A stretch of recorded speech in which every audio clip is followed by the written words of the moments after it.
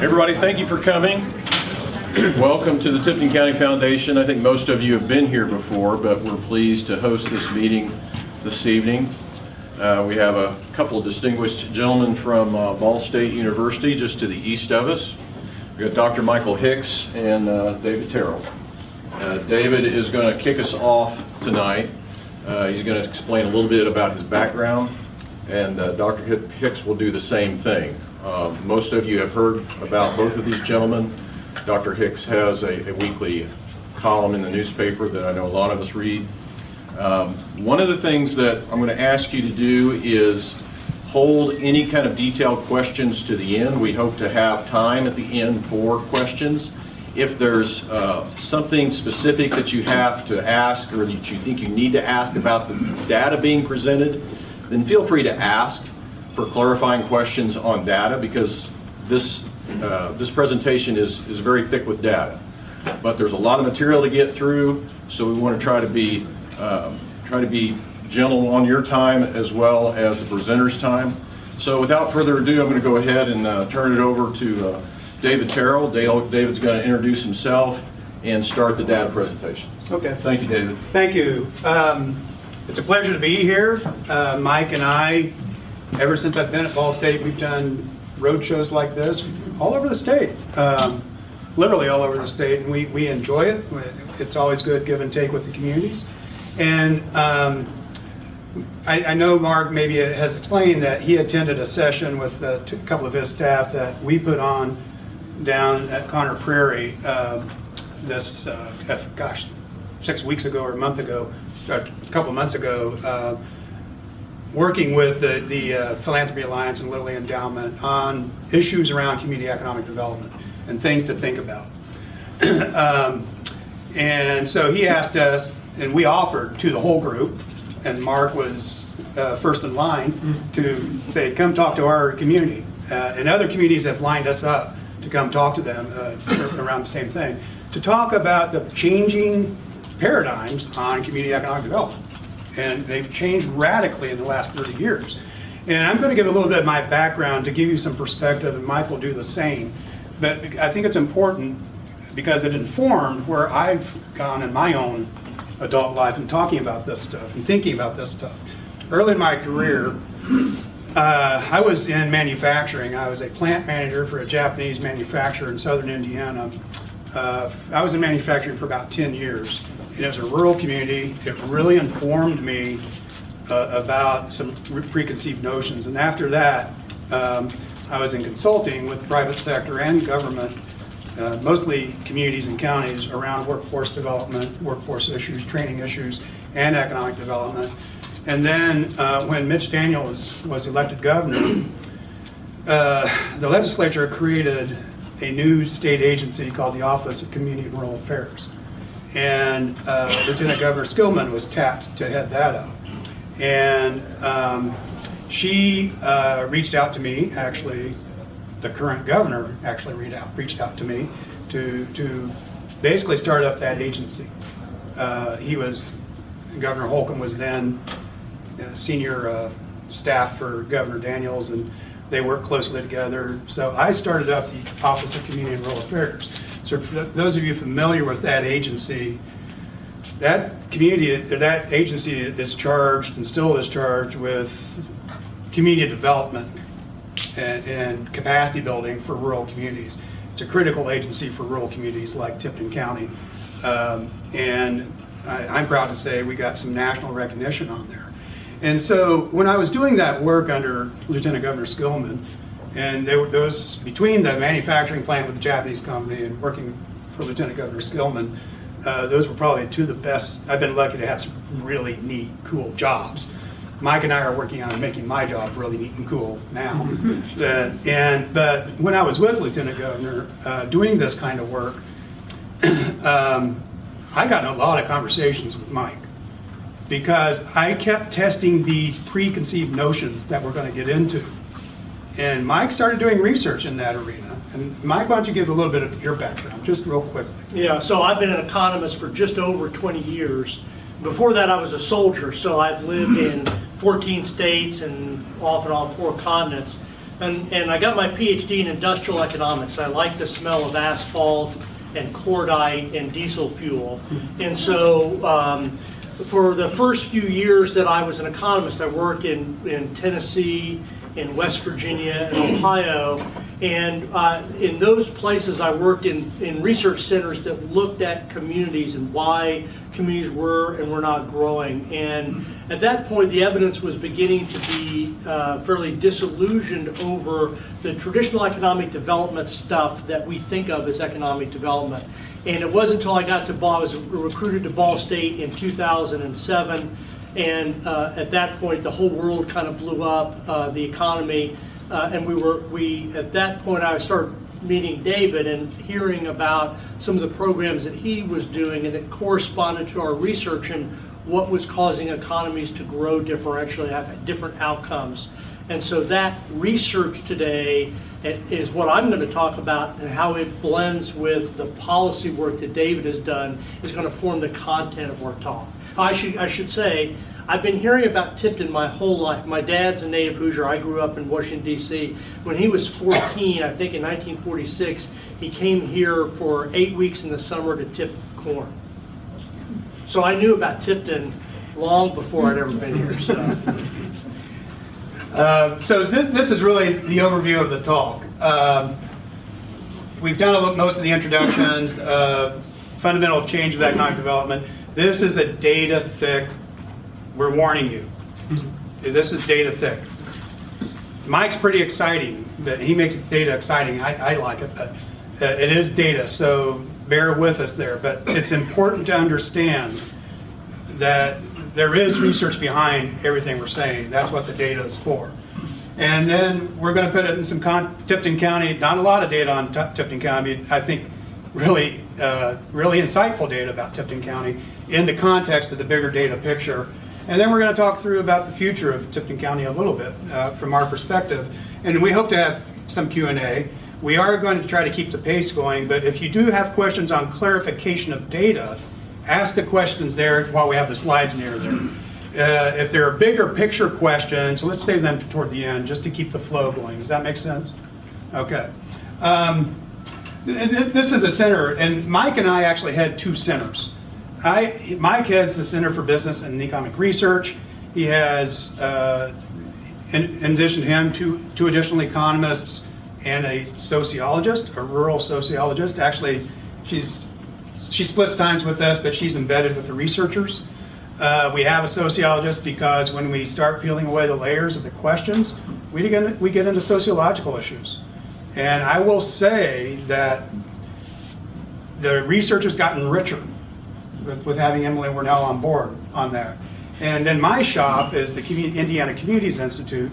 We do the engagement out in communities. We are striving, we're kind of tied at the hip with CBER. We strive to translate that research into real practice, into real policy guidance. Our clients include communities. Our clients also include state government. We work with federal government, with federal agencies like USDA, Economic Development Administration. We're part of a network called the Rural Policy Research Institute, where the State Center for State Policy for RUPRI, and we have a cohort center on public health out at Iowa University. And so we work collaboratively on more national and federal issues too. So we literally touch local, state, and federal, and we inform all levels each direction. We're attracted to the federal folks because we know what the local folks are dealing with. That's very attractive to them.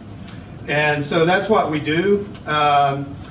We are the convergence of policy, practice, and research between our shops. We also work with the Bowen Center for Public Policy out of Ball State, also with the College of Architecture and Planning, also the Center for Middletown Studies. We also do partnership work with Purdue Center for Regional Development. We actually are co-recipients of grants with Purdue. So we do have a wide reach there. We have many partnerships. We do practice collaboration. I want to make that point clear. So here's what we're going to get into. Oh, these are some things that we do. I've already talked about this stuff. Where are we now? Let's talk about where we are now when we talk about community economic development. And when we talk about community economic development, and in my previous roles, I've been in and around Tipton County. My staffs have been in and around Tipton County probably the last 15 years. And so there is some familiarity with the ups and downs and the issues that Tipton County has been dealing with. And there's this notion when we talk about community economic development, and I know there's been a traditional approach on economic development in Indiana and in Tipton County, a traditional approach around business attraction, and it's based on this assumption. If we only get the jobs in this community, that's going to solve all of our problems. That's our panacea. Have you heard that? Yeah. Yes. Why? Why do we need jobs? Let's test that. Just let's spend a minute on it. I'm going to ask you that question. Volunteers, why do we need jobs in this county? Jobs produce people. Jobs produce people. Jobs keep them there. Jobs keep people here. Jobs pay people. Jobs pay people. Taxes. Taxes. All great answers, all great responses. What's stopping us from getting these jobs here? Highly competitive. Highly competitive. What's highly competitive? I mean, Attracting amongst other communities. and amongst states. other communities? What else is stopping us? Our workforce. Lack of workforce? Trained. Trained workforce? Lack of housing? Any more on the housing? Whoever said it? Nope. Okay. What else is stopping us from getting jobs here? Lack of businesses. Lack of businesses. Quality of life. Quality of life? The need for the development of quality of life? Peerless education. Education? Peerless education. The need for peerless education? So if we have peerless education, that will attract what? Knowledge workers. That will attract the knowledge workers. Knowledge workers. Okay. So it's also attracting workers to get the jobs here. Do you see how I said that? So if we need the jobs, and if we're not taking care of this stuff here, how successful are communities going to be on getting the jobs here? And we're going to test the notion, just how important is it to have the jobs here right now? We're going to test that.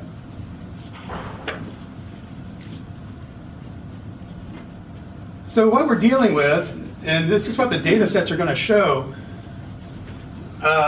Mike is going to go, he's going to talk about spending patterns, he's going to talk about how the economy's changed, he's going to talk about population, he's going to talk about all these different data points, but it's all reflecting the changing economy, changing demographics, and the changing communities.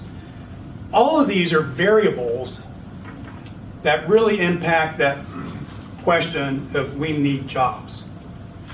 And I think if you're listening closely, I'm saying that's the wrong question to ask. And that's the reason I got attracted to come to Ball State, to basically, Mike and I co-created the Indiana Communities Institute. Because this is important stuff that we need to get everyone to understand. And I think what we've talking about, I'm just a little bit of history here. This is the traditional approach to economic development. This looks familiar, is that right? It's luring investments and jobs, it's locally based. We compete against Kokomo. We compete against Hamilton County. It's focused on incentives.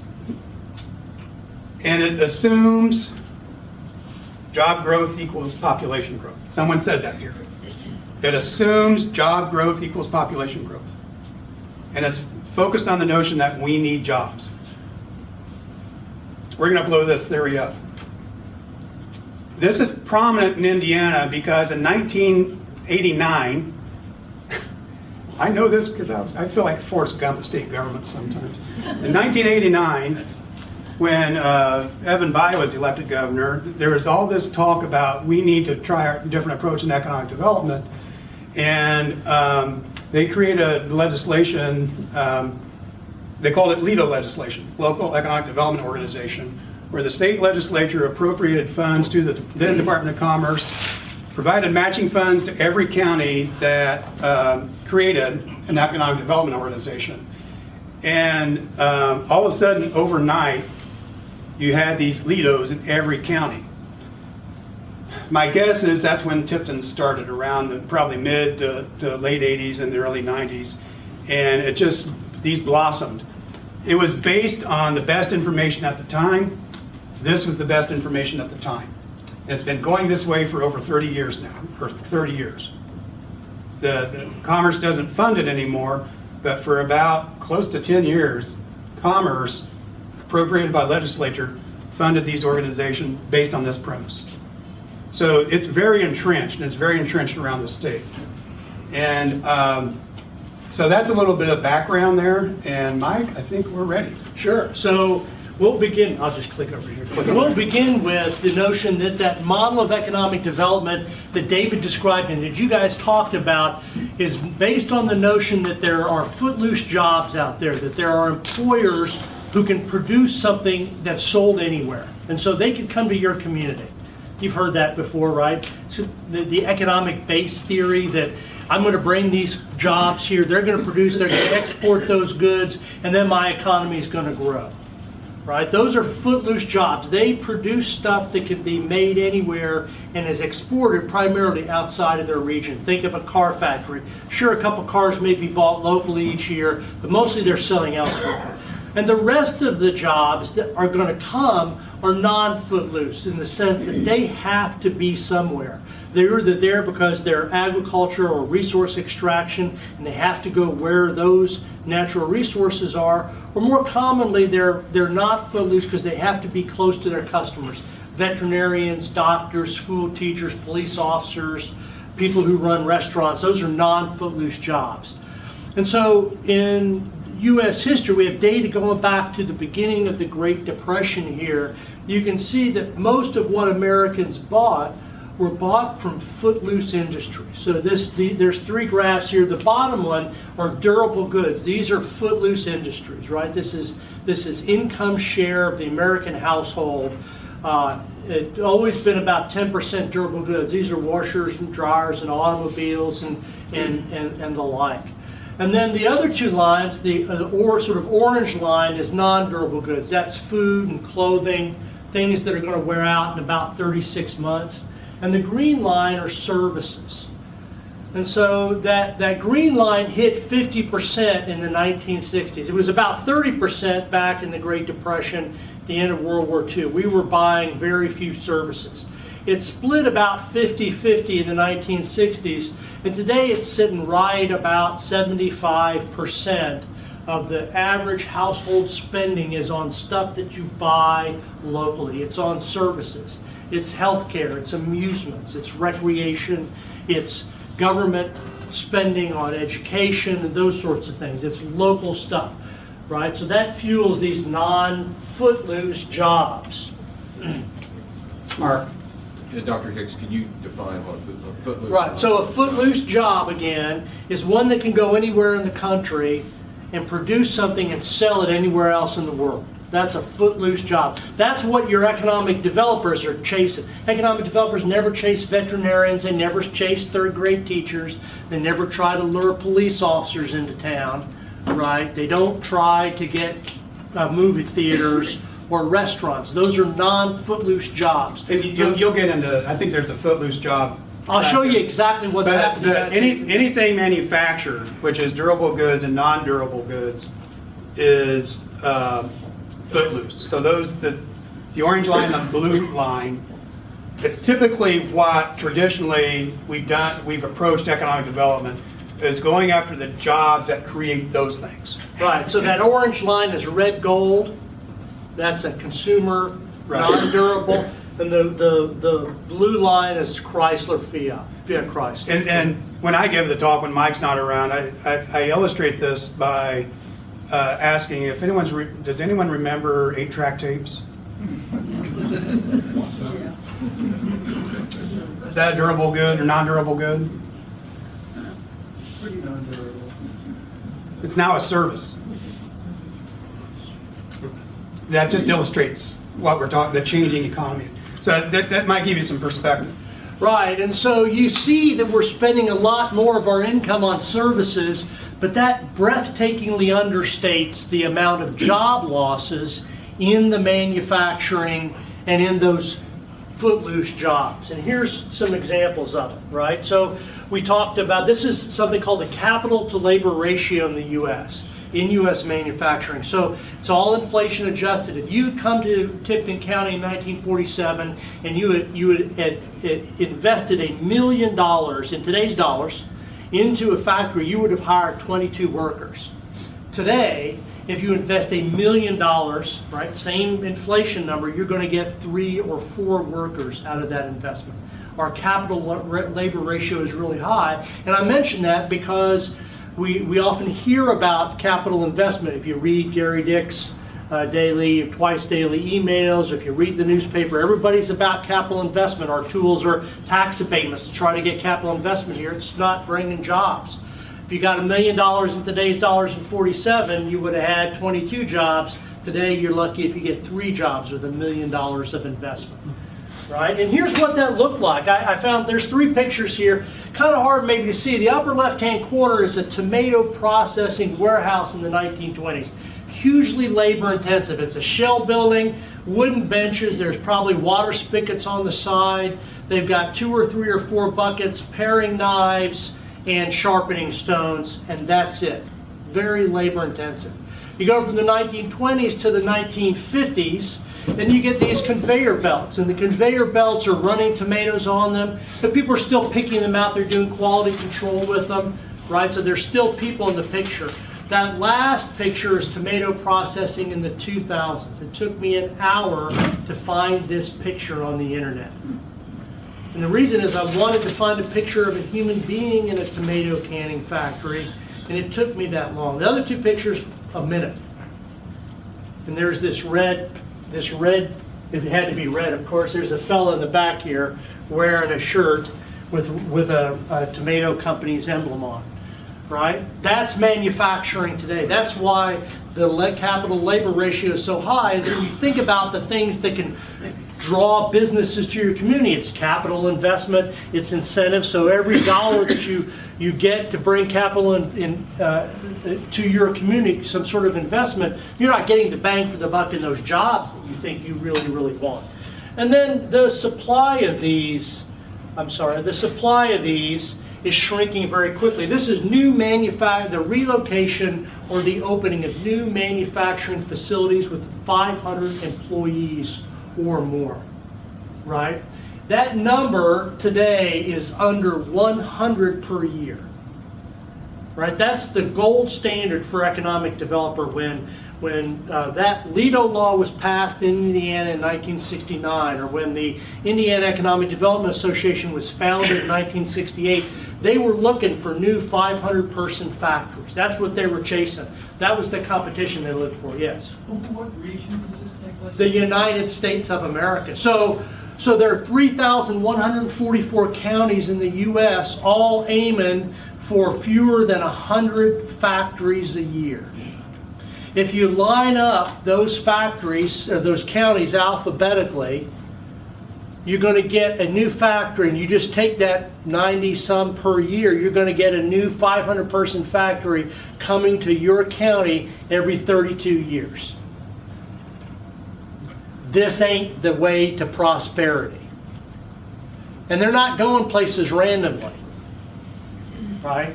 They're not going places randomly. So this is what economic developers have been chasing for 30 years. Right? Anybody believe me now? Here's the coup de grace. The United States has been a job creation machine all of my adult life. We have good data back to 1969. We've created almost 90 million new jobs when only about 60 million new people in the labor force. The rest are women who entered the labor force who weren't counted in the 1960s, right? 100%, about 105% of those have been in non-footloose jobs. So the economic developers throughout the Midwest, thinking that they're doing the right thing, have been chasing this line since 1989. That's what you're chasing with traditional economic development. That's the jobs you think you can get by incentivizing business, by doing the traditional business incentive. And all of the jobs in the United States are coming at the other end. They're coming to places where people are. They're coming to serve people. They're coming to take advantage of those customers. And by the way, this includes stuff like corporate headquarters. The Boeing Corporation headquarters is in that number there. So I don't think, color me crazy, I think this is a great place to live, but I don't think they're coming to Tipton County. Right? So my estimate here overestimates what's really Footloose. Boeing headquarters and corporate headquarters relocation are going to go to big places that have a lot of abundance of educational opportunities, peerless education, and a workforce. So that graph actually overstates the amount of Footloose jobs that we're creating. And it's not just here in the United States, it's everywhere. Let's take a look at the graphic here. These are the workforce development regions in Indiana, right? Tipton is number 4. Right? Tipton's in that workforce region. So since this number is 2001 to 2014, we use those numbers because that 2001 is when the federal government changed its industrial classification. You've lost almost 1 in 4 of your Footloose jobs, and the whole region here as a whole have gained about 7% in non-Footloose jobs. So you're replacing most of your lost Footloose jobs with non-Footloose, even in a period of dramatic loss of Footloose jobs. That 2000 to about 2015 was a big decline in Footloose jobs due to what? Anybody know? The recession is part of it. Let me ask a question here. Anybody give me a year when you think Indiana was the had its peak manufacturing production in inflation-adjusted terms? The year. 42? 72. We would have lost 72. Any other years? 2007. 2007. 2017 is the right number. I mean, we are manufacturing fools. We can manufacture better than almost any place. We have the highest density of manufacturing production in North America for any geography.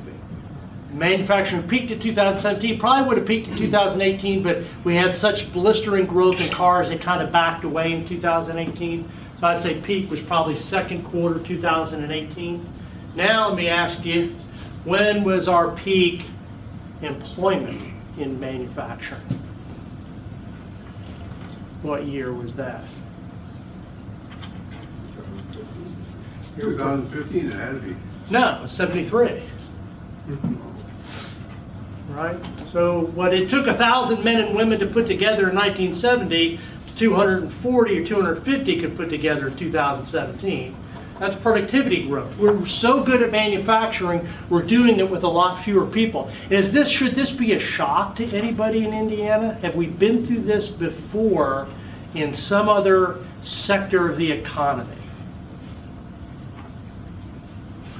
Agriculture? Yeah. There you go. So 80% of us, probably in 1890, 80% of Hoosiers were involved in either agricultural production or delivery of that food to the table, right? Any guess on what proportion is now? 5%. Tops, probably closer to 2.5%. When was peak ag year in Indiana? Anybody know? Value of the agricultural production.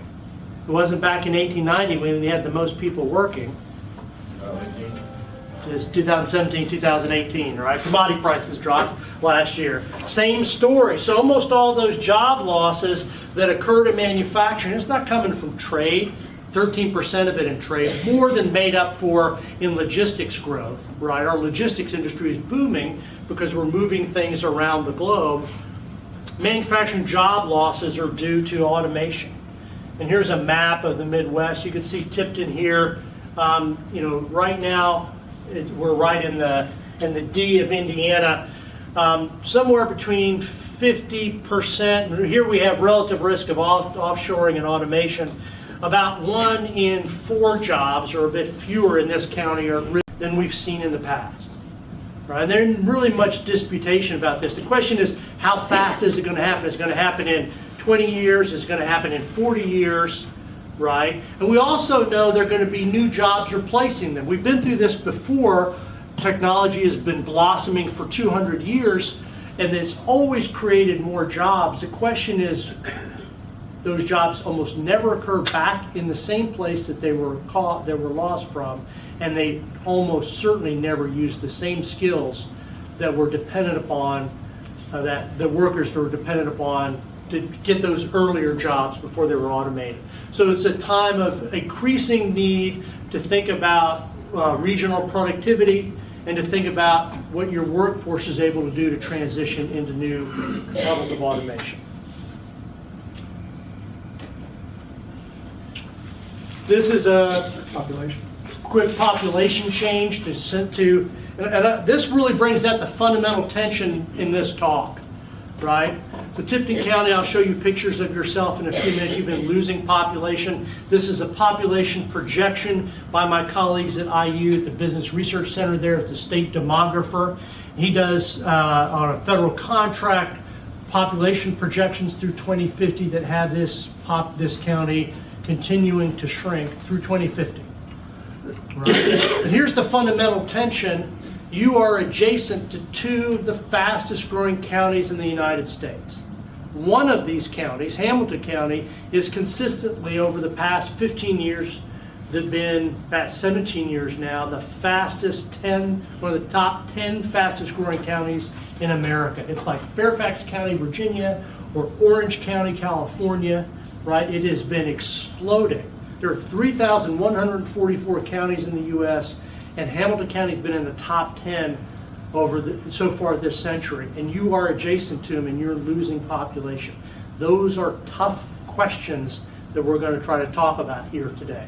And the good news is the one place demographers are always wrong, they always botch what happens at the margins of an urban place that's growing. They'll be the first ones to tell you, right? That predicting the margins of growing urban places are really tough. And I'll show you that there are some good hints for Tipton County in the data, but it's not universally good evidence of improvements. So let me go about where we are now. These are my short-term population forecasts. Indiana growing very slowly, about 0.4% per year, about half of what the nation is growing. But that growth is being concentrated in central Indiana. I like to think of an ocean wave, right? As the ocean wave, as a new wave is formed, you see, if you're at the margin of a place that's going to grow, you see that ocean wave sort of pulls water away from you as it builds the next wave. So you actually see population growth on ring counties. They're just outside an urban area, sort of suffers. People are locating more towards those urban places. But where that growth materializes over the next 30 or 40 years is going to be largely determined by the characteristics of the county and how well those characteristics match the priorities of households that are relocating there. These are growth forecasts for different regions. You can see sort of the north central area. All right. The other tension here is that just north of here you have Howard County. Kokomo was listed as one of the top 5 places in America likely to die back in 2007, 2008. I kind of chuckled at that and said, yeah, you're right. Last 3 years, the city of Kokomo has had population growth, and last year the county, Howard County, had population growth, reversing a significant trend. I think that's policy induced. I think they're doing the right things to cause that to happen. They just talk a little bit about growth and the types of people, right? So today we published a study on immigration. 1 out of 4 of all Hoosiers, new Hoosiers from 2000 to 2017 are immigrants, right? Now we're nowhere near the level of immigration we were back in 1910 or 1920, right? But we're seeing places where that's going, and there are 30 counties that had positive population growth in immigrants when their actual population growth was overall And so of the 32 Indiana counties that lost population in 2018, 29 of them had net in-migration from immigrants and 0 net in-migration or negative from non-immigrants. So there are places that people are moving to from overseas where this will be a substantial area of growth. We also ask people, and this is something we're going to talk about off and on through tonight and maybe in follow-on conversations, we've been asking people, why do you move? Right? For a long time we think, well, people move to jobs, of course, and they do. We know that people move to jobs. We've been asking people, why are you in the house that you're in? We've been doing that every 2 years since 1972 in the American Housing Survey. It's about a 400-page federal government survey, right? And there are 2 questions here. One is for job, that's that blue line at the bottom, right? And then the other one is for schools and other public services, things like, are you near public transportation? Are you near a walking park or walking trail? And that those numbers have exploded, right, for people who are choosing places to live based on amenities, right? We'll talk about that along down the road. So this is a shifting paradigm, right, that really sets up a... So there are several points here. I'm going to go back to that previous slide really quickly.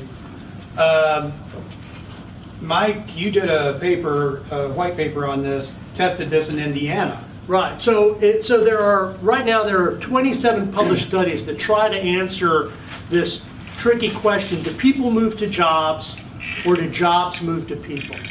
Right. And you have to have some pretty good data on individual characteristics with this, and you have to know exactly when they moved. And of those 27 jobs, they first started looking at people in the 1970s.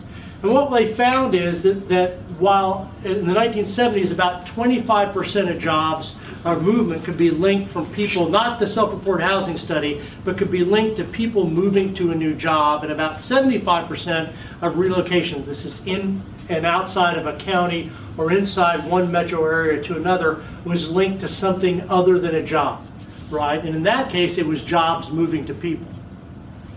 All those 27 studies said that people were moving to jobs and jobs were moving to people up until about 2000. And the studies that looked at data after 2000 found that the movement of people to jobs had no longer statistical significance. We know it happens, we know people move, but it's not a statistically significant predictor of population change any longer. The movement of jobs to people is important.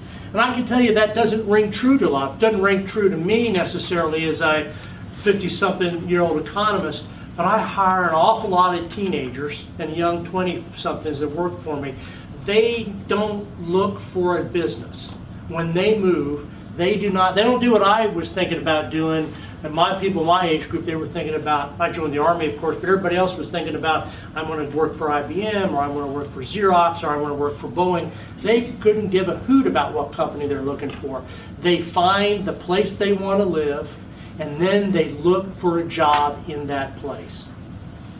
People will move to a state or a region, possibly for a job, but they will pick the community because of this. Can I say something at this point? Yeah.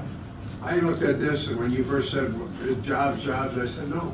For this particular area, it's a bedroom community, and that's what you gotta work to do. Well, because you got the industry in both counties around you, and they're going like crazy. So you need somewhere that people can stay cheap. Taxes are cheaper. They're not just a short ways from their job. This community should be Jim? looking at housing and bringing people here. They don't need the jobs, they don't need the rest. We're going to get there. Yeah, the bedroom Thank you. community is what this is designed for. We're going to get there. Yes, sir. Yeah, has this data been sliced with respect to demographic levels, which is to say that perhaps going back to the sense of the knowledge workers, are the knowledge workers more inclined to move to jobs? Yeah, so that's a great question. The question was, has this been sliced for demographics? So the guy who really originated, that may popularize this idea. Well, Carl Mills with the 1987 study was Richard Florida. And Richard Florida observed knowledge workers, the creative class, they called it. He saw, in my judgment, the leading edge of a wave, and a wave that was enabled by affluence. We're able now to choose where we want to live because we're a reasonably affluent society. And we also have more information about the places that we live, right? And so there's abundant evidence that this is taking place across all demographic profiles. It's much stronger in sort of more affluent households that have more choice, right? But even, I like to pick Gary. Like if you think about Gary, you would say, gosh, people here don't have a lot of choice. There's an extraordinarily high poverty. Free and reduced lunch rates are in the 80-85%, but when school choice was given, over half of the children were moved out of those Gary schools to other places. So even amongst very low-income households, what people look for vary, right? The specific amenities vary, but the notion that people are now choosing locations based upon where they want to live and then finding a job, or they're finding a job and then choosing that specific town or county in the metro area based on those aspects, it is fundamental to 30 or some years of research on this topic. Richard Florida wrote a seminal book. To me, I think it was a seminal book, but I'm not a researcher.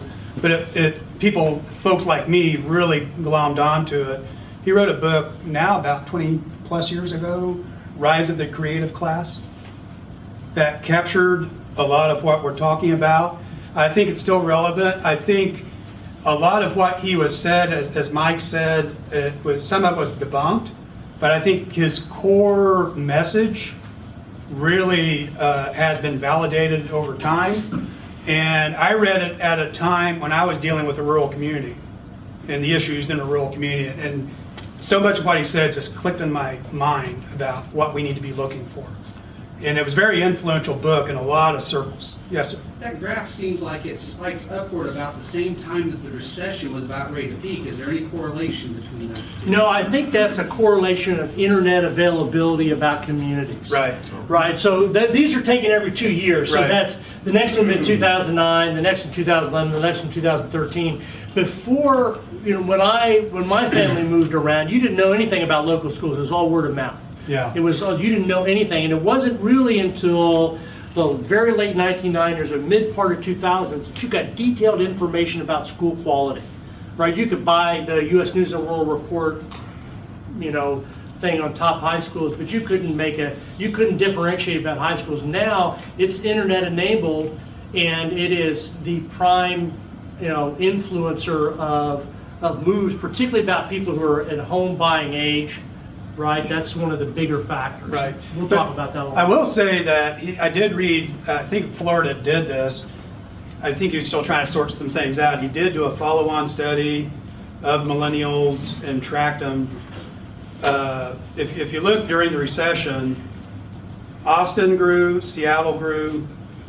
Those cities that were, stereotypically attractive to millennials, they grew, and they did more research. They grew because those cities grew because people wanted to move there. They weren't sure what they were going to do, but they moved there because that's where they wanted to be. And so that's anecdotal, but it's more of what Mike said, but there has been talk about, that probably there is some merit to that. Wrong way. So we're going to talk about we've given you a lot of information. And I think hopefully, if we've done it right, we've kind of blown up some assumptions. The first is job creation does not lead to population growth. Capital investment does not necessarily lead to job growth. Most new jobs are not in manufacturing. And households are the ultimate footloose entity. Households are becoming more and more important, and jobs follow people, and it's complicated. The bottom line is it's complicated and it's incredibly, incredibly messy. Now, we do need to say, if you've read Mike's columns and you've been around the economic development circles, many places we're not popular with economic developers. But we will also say we're not against we understand the necessity, the small p political necessity of some component of job attraction. It's just a necessary evil. The state government has to do it. There's just this expectation out there. And if a community is presented with an opportunity for a business attraction opportunity, we're not saying don't do it. We're not against that. But we're going to get into maybe some other questions to ask. But we just are saying we need to balance our scales. We also need to look at where we're putting our resources. We have seen too many communities put all of their resources into the enterprise of business attraction at the expense of building community. And we've come to the conclusion that enterprise is a failed enterprise in and of itself if that's all a community does. That's what we need to understand. If that's all a community does, you're dead at the gate. You're absolutely dead at the gate. That's what we need to understand. So here's some questions to ponder, and I think Mike and I are going to tag team on this. So I'm going back to that jobs thing. We need jobs. What do we really mean when we need jobs? I blame political campaigns because that's the easiest shorthand when officials run. I'm not talking about in this community. I'm talking about universally. I'm talking about statewide. I'm talking about regionally. I'm talking other communities. I mean, we have mayor's campaigns going all over the state, and I read what a lot of mayors are saying, and I just kind of cringe. Because the one thing elected officials cannot control for job creation. Cannot control for job creation. But I also think they do it because our electorate, they're worried about the economy. We're worried about the economy. We don't know when a candidate comes and knocks on the door, they're going to say, I'm worried about the economy. We need more jobs here.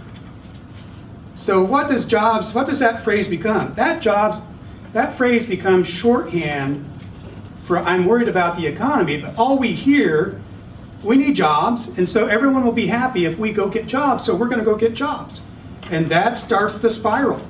So that really, to me, is where we need to start to have a different conversation in our communities. And is there a value discussion that's more important? We're putting out the proposition that our people are more important. And so are we having a discussion within our community? What value as a community are we bringing to our people? What activities are we presenting to our people that add value, that make them want to stay here or come here? What projects are we investing in? Are we investing in that add value to them? And how are we looking at ourselves regionally? How are we bringing value to Hamilton County? Have we ever asked ourselves that question? Or Howard County? Or Clinton County? What value are we bringing to them? We all have assets that bring value to our neighbors in the region. What do we think about building up those value characteristics? And let me jump in on this. Now, I always want to make this point. I heard I like low taxes, right? But people are rational beasts. That's the central belief of all economists. We don't think they dispense with their rationality when it comes to a place to live. They're looking for, if I'm going to buy a car, I don't look at the price tag alone. I look at the value of the car, right? If I'm going to buy a suit of clothes, I look at the price tag and I'm judging the value. I may do poorly, but I'm judging that. So when you look at a community, don't just say I'm looking for low taxes. I'm looking for a suite of public services that give me value. I want my home to grow in value over my lifetime. right? So taxes are part of the value proposition, but if it's just taxes and not value, you miss the point. You have to balance those. And that's a balancing decision that we all individually make, and we make it as families, we make it as individuals when we're singles. It's not just low tax. So don't think that people lose their, I don't think anybody believes that people lose their rationality when they're moving. If it were the case, there wouldn't be a damn soul in San Francisco. The taxes are horrible there. There'd be nobody living in Massachusetts. There's nobody living in New York State anywhere, And you, right? you have a study coming out next week, at which kind of proves that notion that ranks counties in different categories. And one of them is government efficiency, which includes taxes. And if you're a lot of communities that are scoring higher on things like human development, things like that, aren't low tax communities. And let me give you the example. So I worked for 3 years in Centerville, Ohio, and in Ohio, we were able to vote on your own taxes for schools. And in the 3 years I was there, and so this was a place of, it was outside Wright-Patterson Air Force Base, voted for against Barack Obama by high double digits both times, twice. And both of those the 3 years I was there, they had 2 referendum. We increased school funding by, improved it by double digit amounts, right, for things like K through 3 centers, right, and AstroTurf on high schools, right? So the local tax rates are very, very high in Ohio relative to most other states because that money stays right there at home. You can see the value of it. And the schools are conditioned to do benefit cost analysis on AstroTurf. They actually had a benefit cost, a break-even point on AstroTurf. And this isn't a critique of the people in local government in Indiana, but could you imagine that happening here? No, because they're not accustomed to making those calculations. The school boards that have gone through referendum in the last 4 or 5 elections are now getting good at that value proposition. So this is not a cry for more taxes or more local spending. It's just a note that the value isn't just how is the community valuable to the region, but think about the value proposition of what you're doing across the board and treat people as consumers thinking about that. And people are willing to pay for value. I think that's the thing to understand. Right. People are willing to pay for value. And when we're talking about taxes, and this is going to be part of a long-term trend, that last bullet about tax policies, we're talking about tax caps. There's been since the tax caps, there's a sea change that's slowly happening, but it's happening on the shift of revenues to a local community, on the shift of the balance. I think pre-tax cap, I think close to 90% of local revenues were property taxes. That was the source of revenue. And I actually know economic developers back pre-tax cap, their bonuses, they actually got bonuses, but their bonuses were based in some of these communities maybe not so much on job creation, but increase in assessed value. They wanted those big buildings. They wanted to turn those farm fields into big warehouses, big warehouses because of the tax revenues. But now I think your shop has shown, Mike, that the revenue mix is shifting 70% or less property tax revenue mix with an increase in local income tax. That's where the substantial increase is. And we kind of anticipate within 5 to 10 years, there will be more pressures, and the legislature will probably allow other sources of local revenues to come in because of the impacts of tax caps. But back to income taxes. Where do people pay their income taxes? Where they work or where they live? Where they live. So that becomes more important too. That mix becomes more important. So Mike's going to talk about Tipton County data along those 3 subject areas. I'm going to talk about people, income, and education, and some of this is going to be happy news and some of it's not. Here's your population change. Again, the fundamental tension with this talk is you are adjacent to two of the fastest growing places in North America, Boone County and Hamilton County. And yet you have been facing substantial share population decline that is projected to continue through 2050. All right. However, this is net migration. You've been losing people. More people have been leaving Tipton County than been coming in up until the last couple of years. Something's happening here. Something's happening to your population. There's been demographic change. We went from having a lot of, we're not going to go through all the details in it, right? A lot of nuclear families to a more disaggregated work group, a lot more single moms or single dads, right? And somewhat smaller families. Real median household income has dropped in this county. The actual income per family has dropped over this century. And this is a fairly substantial decline, right? It's a fairly substantial decline. This is not uncommon throughout Indiana. There are 30 or 40 counties where this has happened.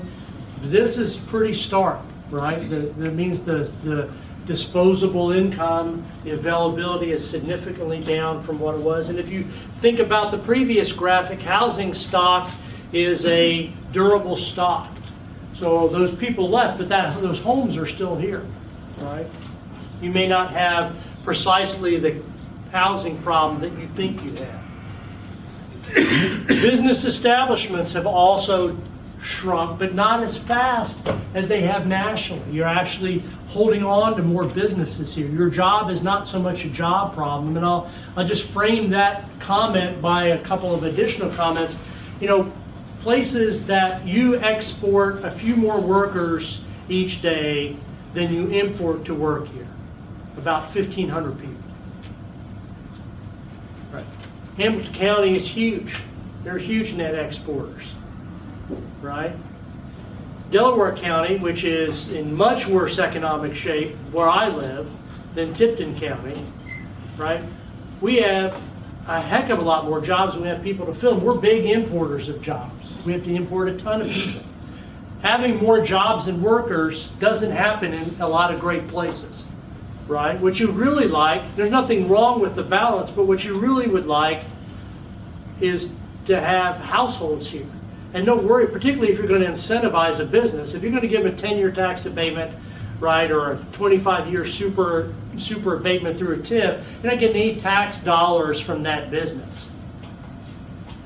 If you can get the households that would live there, you're getting big revenue today. That's where the money comes, right? So it's really about households. So that's the one unambiguous benefit of the General Assembly changing the legislation in 2008, is that it clarified that the benefit goes to where households are. Businesses, capital pays very little taxes in Indiana relative to household. The tax rate on a $140,000 home is higher than the tax rate on any large factory in Indiana. Okay? Let me talk about school. You have two high schools here, two school corporations. I have what I call India. I have two sets of data here. On the left is for Tipton and the right is for Tri-Central, right? And then I have their school grades, right? For Tipton, it's a B for the elementary, a C for the middle school, a B for the high school. For Tri-Central, it's a C for the elementary and a C for the middle school, high school together, right? Those are the state grades. Let me tell you something, that the state does not grade the way Professor Hicks does. I give a lot of Fs.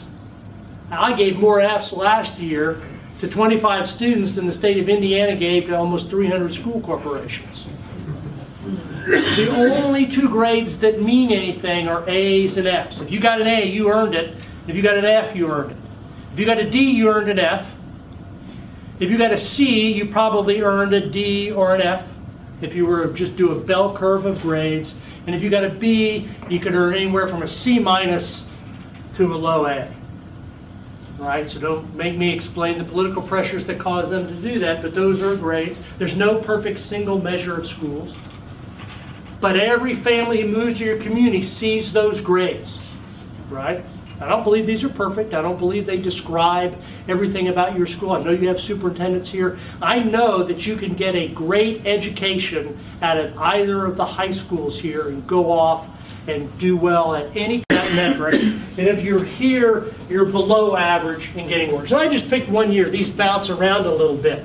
The point isn't that these schools are particularly good or particularly bad, because they're particularly average. But if you are a school corporation that, unless you are above average in achievement or have an A, right, which is essentially a full universe of those, you're not going to see any new students coming to your school. The correlation between school performance and growth of student numbers in your school is very tight, right? So both of these school corporations are facing some declines.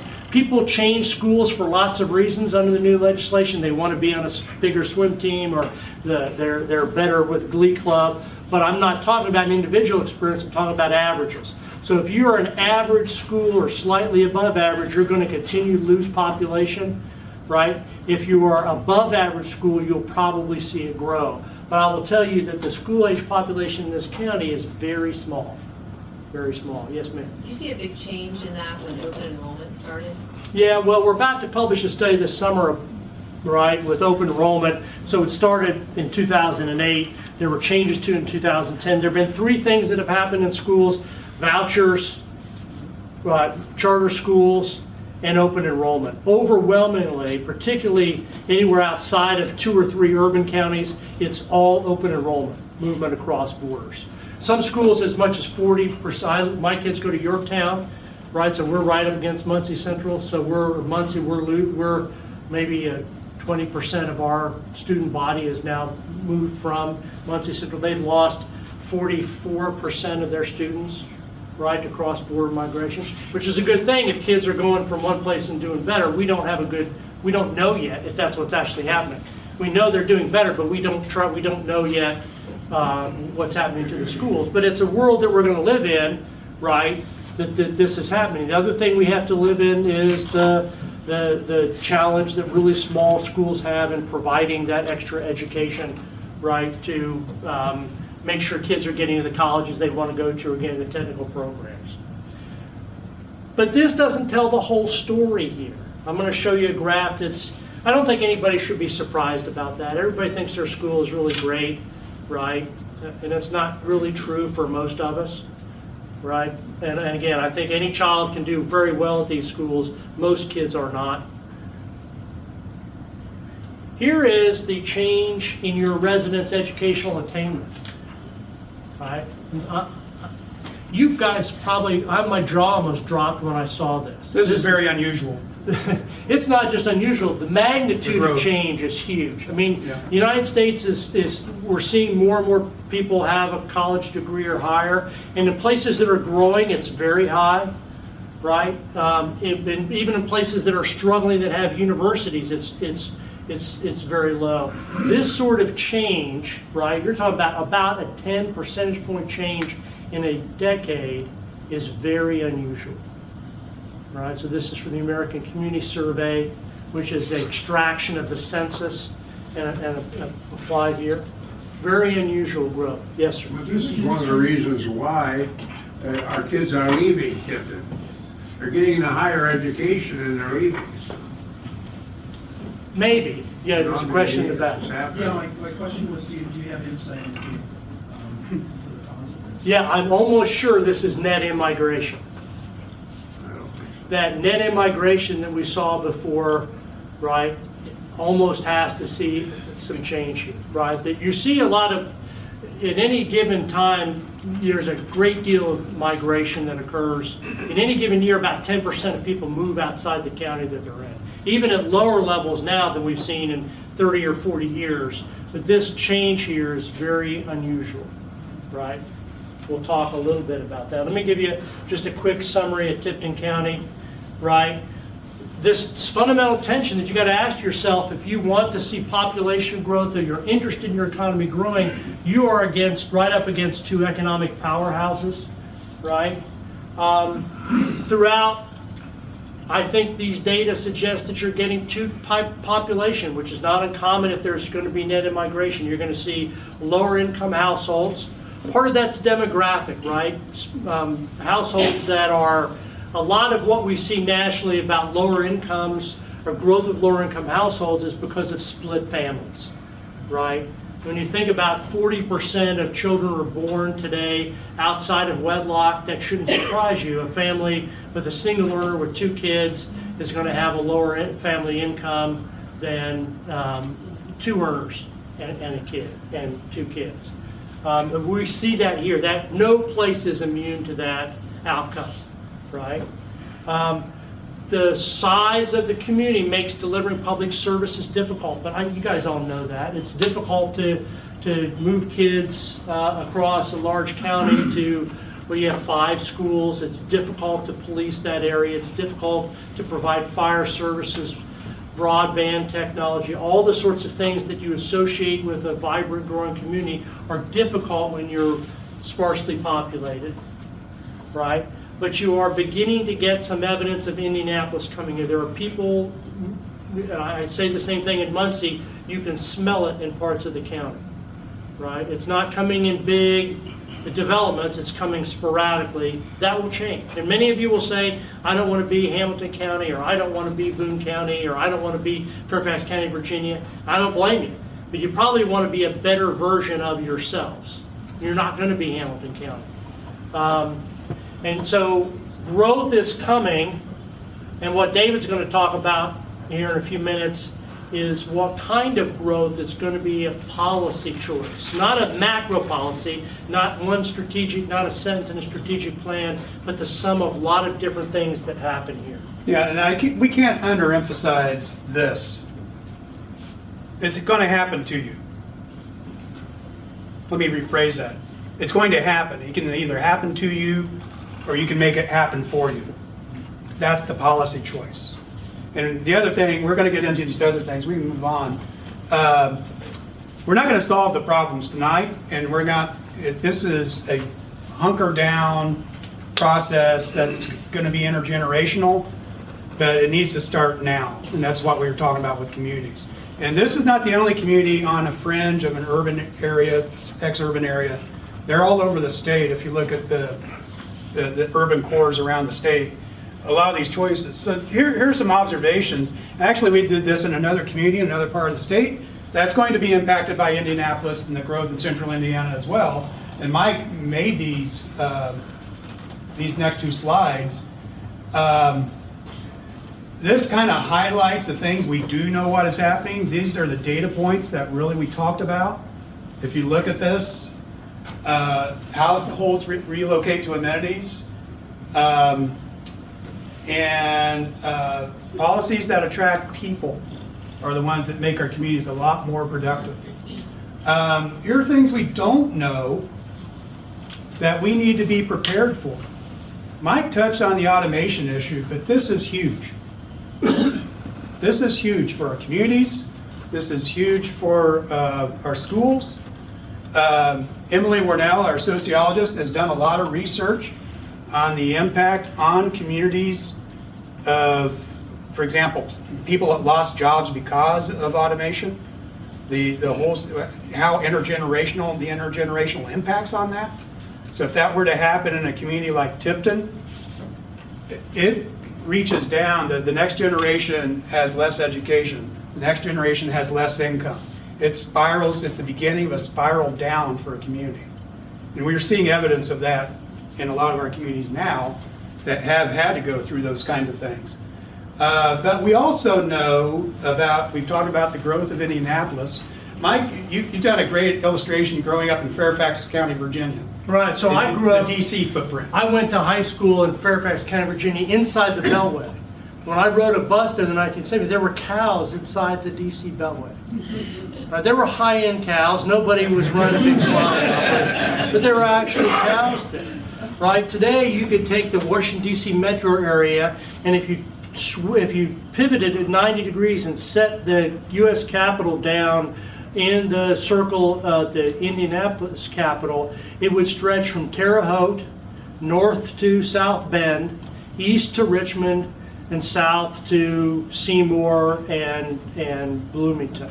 Right, so that, and when I grew up there, if you had said there's going to be 800,000 or 900,000 people in Fairfax County, I would have laughed at you, right? But Hamilton County reminds me of Fairfax County in the late 70s or early 80s at that level of growth. So it spreads out. So places that were purely farmland where I would, cut Christmas trees in winter are now large corporate headquarters. So that movement of people to urban places is just fantastic. And so that's going to happen. We're going to get another 1 million people here in central Indiana in a generation.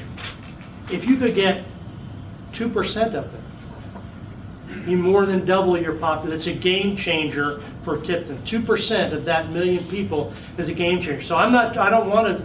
Nothing's hopeless here. This is a place that a lot of people would want to live, but you have to think very carefully about the things that are about your community and how they're going to. The last bullet point of the previous one was the things that make people want to live in your community also tend to make them more productive. Education, that are healthier. Those sorts of things that people are moving to make them more productive, and that makes your community better. But more productive is they just produce more goods and services each year. They're wealthier. They create more wealth. So and if David and I are wrong, and we're not, but let's just say we are wrong about all this, right? We don't know. There's a bunch of stuff we don't know. We don't know. I don't know what's going to happen with. It could be the digital transformation that's going to make Tipton a place that people are flocking to. It's a great place to live. If you don't have to be in downtown Manhattan, wouldn't you much rather be here? Oh, yeah. So I don't know what's going to happen with that. What I do know that if we're wrong about the things that we say are happening now, and none of the great things materialize, what we can say is that your community you'll be left instead with just a better place to live. Right. That's the worst outcome of following the sort of path that we're advising. And I want to touch on the issue of jobs and job centers too, which is kind of related to Mike's illustration. I grew up in Fortville, 60s and 70s. My dad was the last high school principal of McCordsville High School. And so, everyone familiar with that area now, FFA was the biggest club then. I don't think it exists there. It might. But, and just like Mike said about the cows inside the Beltway, we did play Westfield and Sheridan, but Tipton was too far in basketball. Tipton was too far away. It was way out there. But the interesting thing, even then, Hamilton County, at that time, they looked at Marion County as the job center. But Hamilton County focused on schools and big community. And at first it was Carmel, and then it kind of started with Westfield.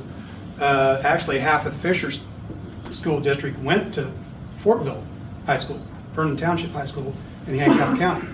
So that was how rural it was. I wandered around the countryside and did silly things in the really nice housing developments now in that area. But what happened with Hamilton County, it's become a job center,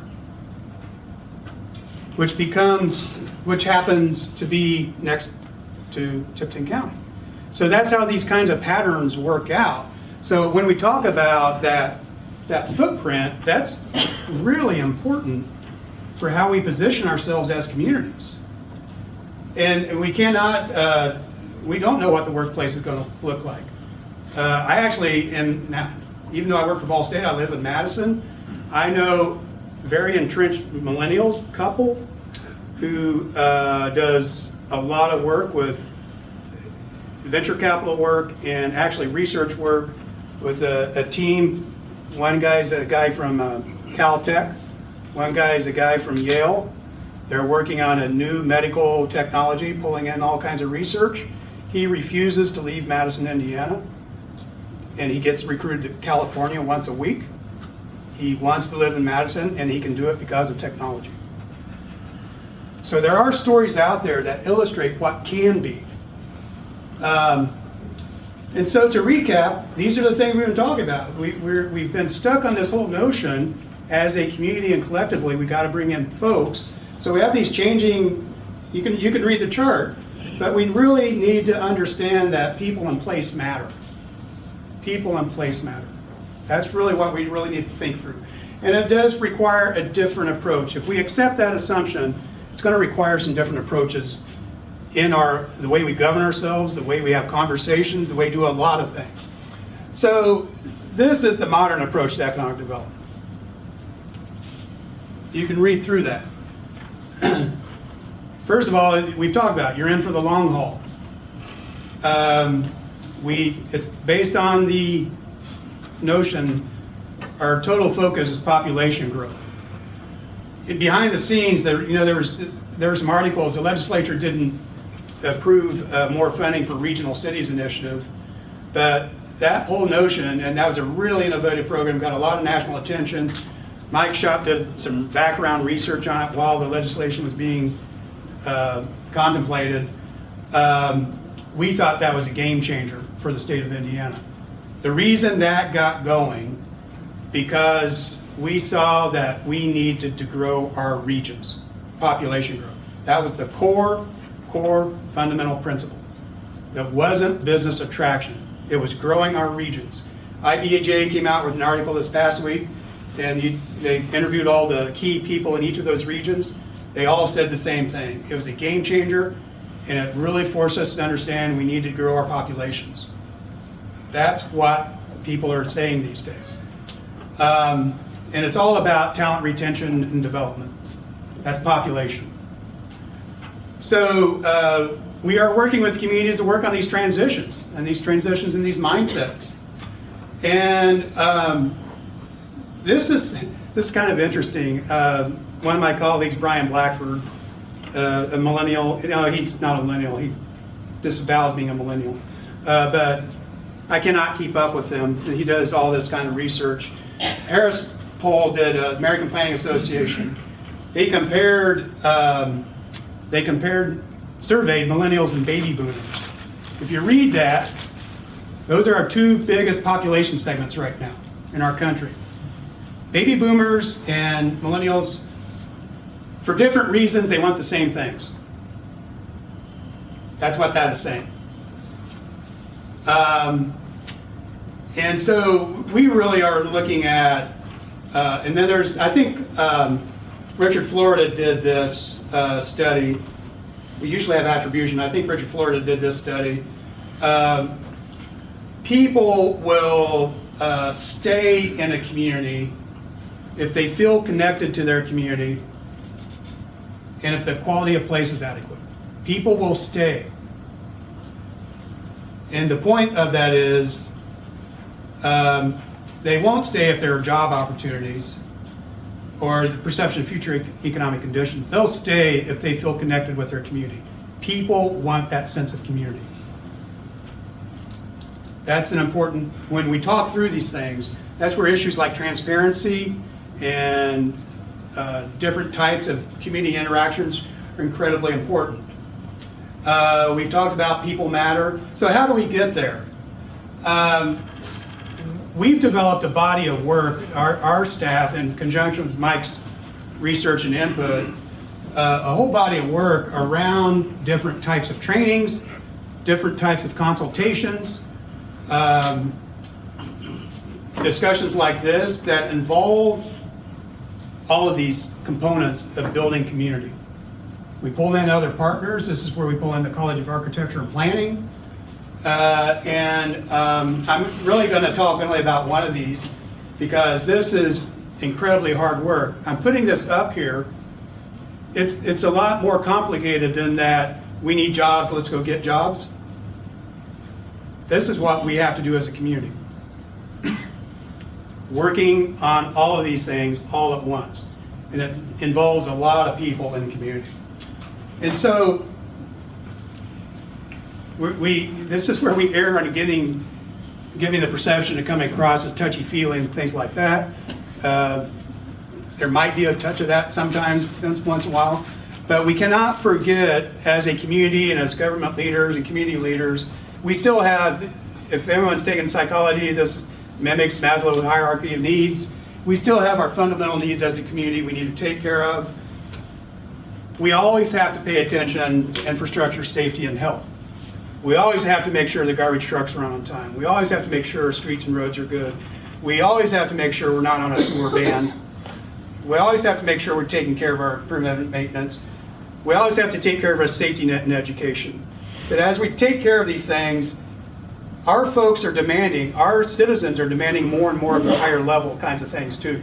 So you cannot do that and then that. We're getting to the point where we have to pay attention to these things, but also not forget these things. This is where that value proposition comes into play.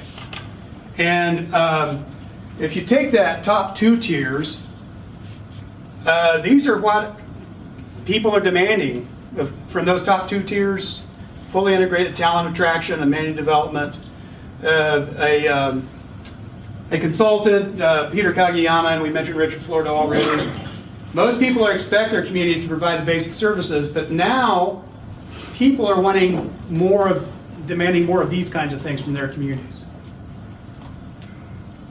Functional, safe, comfortable, convivial. That's a different variation of that hierarchy of needs. Here's something to consider that we're really working with communities to think about. We only have about 3 more slides, so hang in there. We think, and there's been a lot of research here with our network, the Rural Policy Research Institute.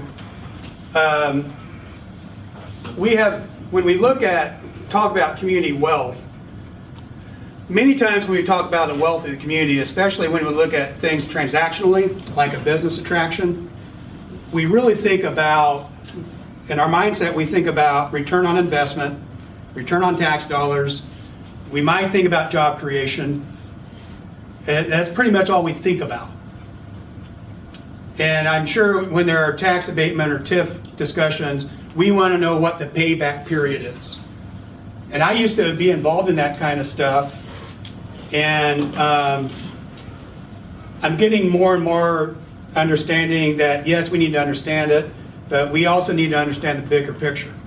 There are events that happen in the community like a business attraction, but there are other events that happen in the community that impact all of these things. So what we're saying is a community has a lot of wealth, a lot of existing assets. And we say that they're in all of these categories. I'm going to rattle them off, and the next slide it shows a better picture. That there's intellectual wealth, which is the not only things like patent information or intellectual property, but also common knowledge. For example, Tipton County is known as an agricultural community. The ebbs and flows of an agricultural community is intellectual. You bring a person in from an urban area, they wouldn't understand half of what's going on in Tipton County at a given time because of the ebbs and flows of Tipton County. There's the human capital, which is our population, education, skills, and things like that. Social capital, these overflow, but social capital not only, it's the fabric of a community, the social fabric of a community. And the political capital is how much influence you have, not only within the community, who has the influence, but how much influence that community might have or the players might have outside the community. The cultural capital is the diversity of people and your traditions, your own traditions, the mix of the traditions. The physical capitals are built capital, our roads, bridges, buildings, things like that. Your courthouse is an example of the historic component of physical capital. Our natural capital, our natural resources, water, land, so on.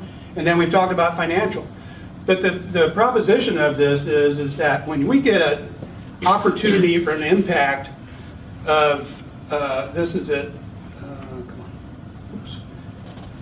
This is a better description, so you can read through. So when we get an impact or an opportunity in one of these, we get a benefit or a flow.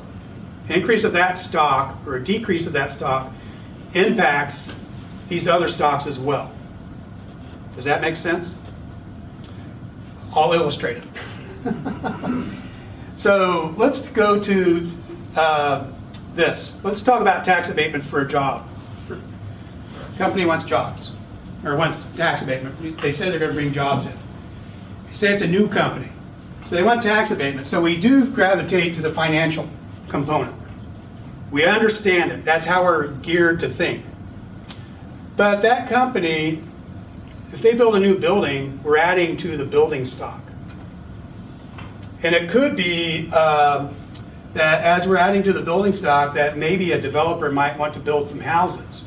So that might be an increase in that stock, but it might be a positive impact, or it might be a negative impact because we already have existing houses, which might decrease the market value of what's already there, which is what Mike's study has kind of shown somewhat. Am I roughly there? You might bring in other workers. That might be migrant population. That could be a negative short-term impact, but long-term positive impact on the cultural capital, or on the cultural capital or social capital network. So you bring in these new jobs. It will impact human capital, but how many of us are asking the company, how many of these jobs, say you're bringing in 200 jobs, how many of these jobs will be automated out within 10 years? Knowing what we know now. How many of these jobs will be automated out in 10 years? And you're wanting a 10-year tax abatement, factor in depreciation. So what we are saying is we're encouraging communities to look at not only this, you can take this exercise with, we talked about it in Muncie and tearing down neighborhoods. You can use the community capitals framework. If you tear down a lot of houses in neighborhoods, that really impacts the social fabric, social capital within that community. Within that, you're basically tearing up a social network. How does the community impact for that, adjust for that? You can talk about the same thing even with schools consolidations. What we're talking about is communities really need to consider developing a different framework of decision making. We're actually working with the county to develop a decision framework around this. It is complicated and it's messy. But they say if our premise is we need to grow our population, we need to look at our community comprehensively, and this is how we need to look at it. We need to understand that as we have opportunities, or if we have a negative impact, we need to understand how it hits our total community and all of our strengths in different ways, in ways we haven't thought about before. Because if we can get a handle on that, we'll be a more resilient community that will be more attractive to our folks. It's also a way of evaluating our community and seeing where we are strong and maybe where we can shore up, build on those strengths. And by building on those strengths, we can maybe build the strengths of some of the others. I'm a huge advocate of trails. Huge advocate of trails. Because if you build up, that's a built capital, but it also impacts the natural impact, natural capital, also impacts the health of the community. I've been in some really, really rural communities that have phenomenal trails. That's the social hub of that community. Literally a social hub of that community. I've been in other communities where trails have been in existence for a while. Trailheads have become economic centers. They become economic centers. You do see restaurants land on the trail in the middle of nowhere. You do see bike shops in the middle of nowhere. You do see these kinds of things happening. So if we're just thinking about a trail and the cost of a trail and the return on investment on a trail, just the financial component, if we don't look at it from all these other wealths, we're not quite understanding what we're talking about. And let me jump in. Go to the next slide, Dave. Yeah. The spider diagram. So often you'll hear that I want to do a tax abatement, I just want to see the ROI, and that's sold to you as a sophisticated mechanism for thinking about your community. It's not. It's false sophistication. And all of us are sophisticated agents. We live in a sophisticated world. We make choices where we weigh costs and benefits. If we say, oh, we're just going to devolve tough decisions about public finance on where we give abatements or what we spend money on or what our tax rate should be, and we're pretending to be hard-headed, we're just looking at the ROI for job model here matters.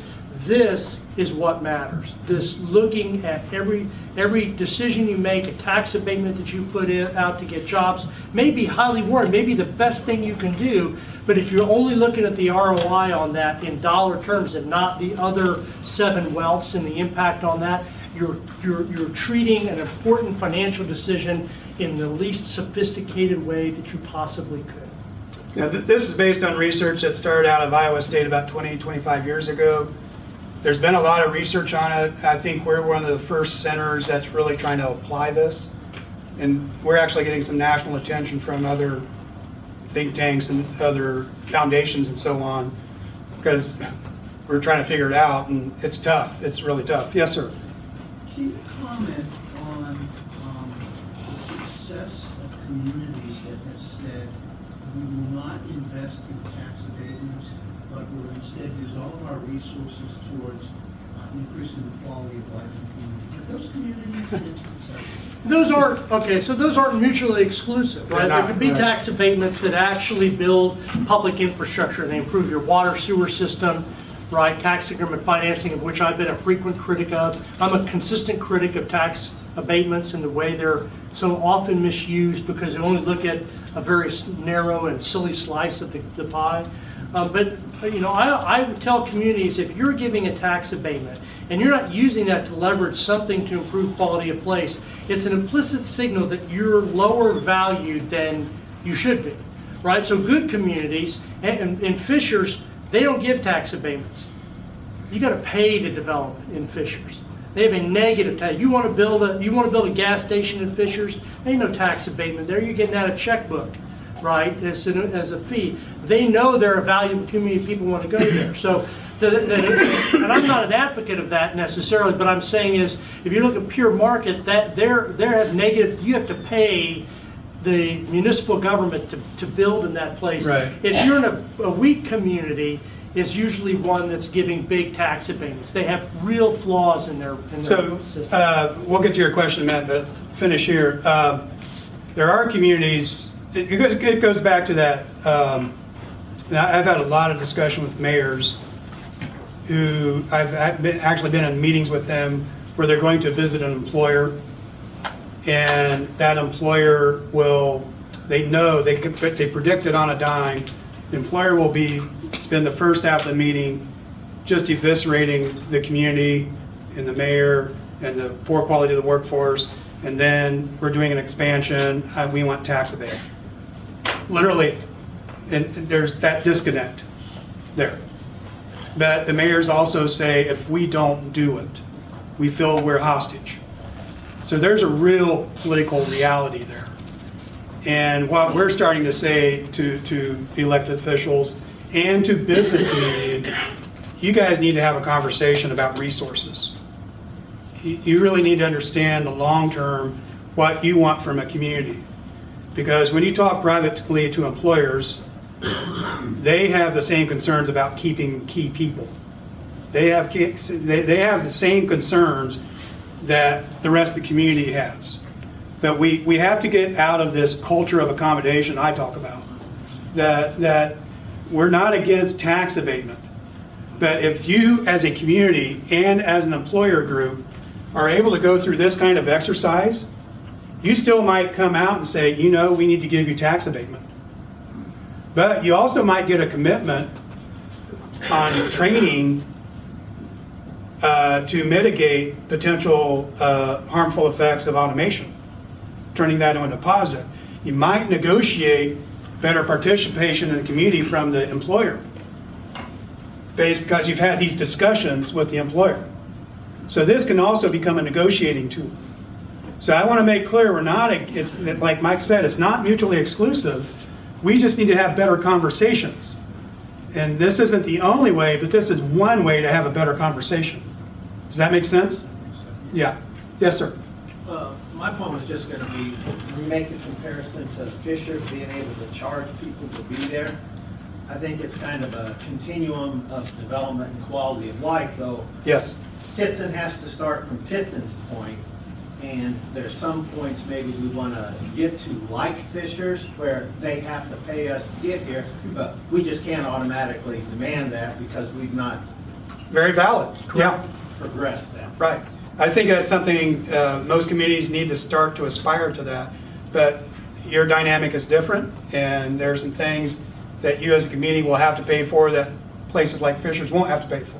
Fishers has phenomenal parks because everyone who builds there, like Mike said, they have to pay a fee, which goes into the Parks Department. I also think the interesting point, though, is they want to be like Tipton, and my understanding is they're going to invest a lot of money in trying to create a farm community within Fishers. Which So, goes to that. Yes, we're already there. You're already there. And actually, we did, a few years ago, we did work in Shelby County, in that county, it was fun work. And I'd done work there quite a bit of time. The municipal governments and the county governments are lined up. And they had a big, we did a lot of work there. Mike did a lot of research there. And they knew they were going to grow. But they also turned a lot more of the work, especially in Shelbyville, toward amenity development. And if you read the paper here and there, you can see how they're just going like gangbusters with their square and their downtown and so on.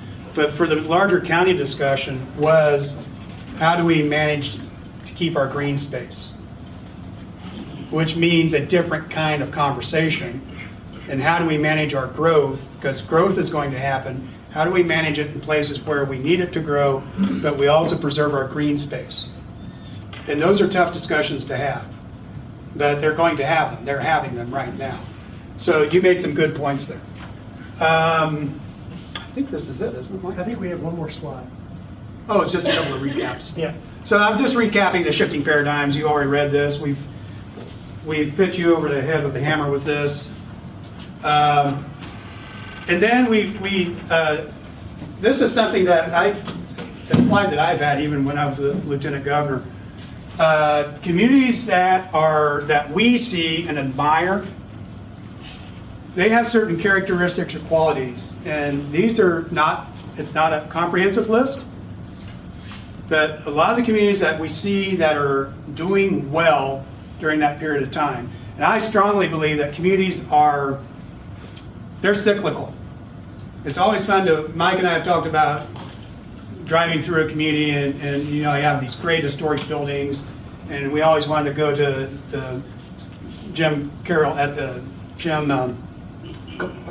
Center of Middletown Studies. Jim Connolly, yeah. Jim Connolly. We always want to go to him and say, what's going on in this community in 1900 with all these cool buildings? What was that community like? Because we know something happened by all the investments in that community. And it's fun to do that.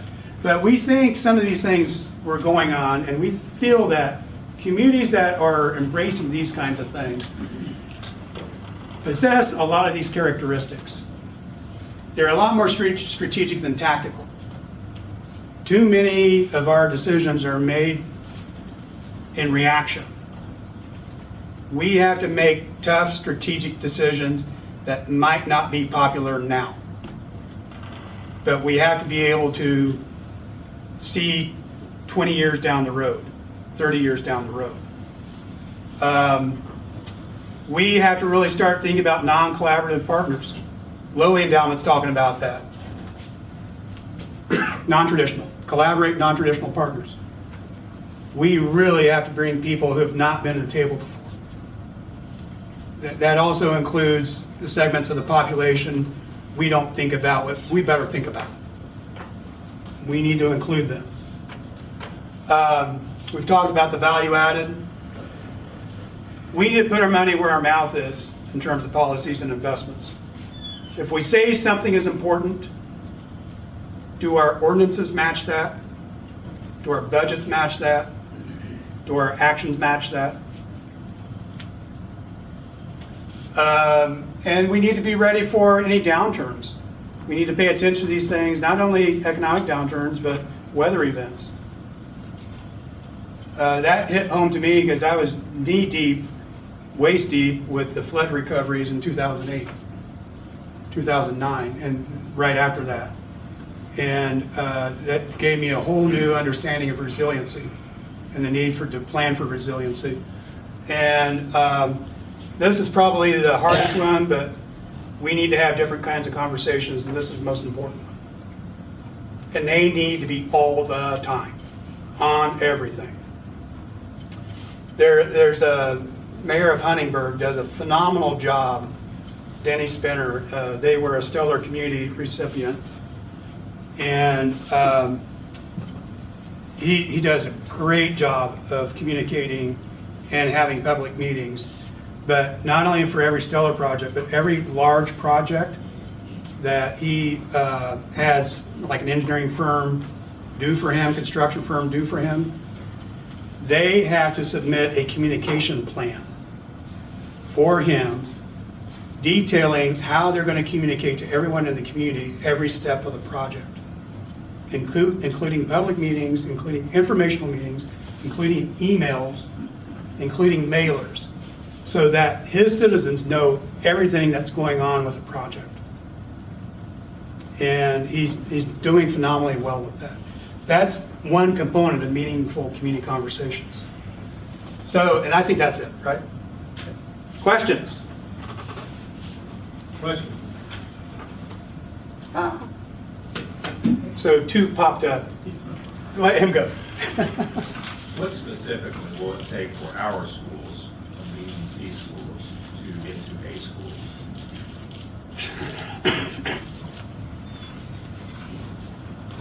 I don't know. I don't know. We're not education experts. Does it take better facades on the outside, asphalt curbs? Does it take better classes on the inside? I think what Mike was showing was data on that's reflecting better classes.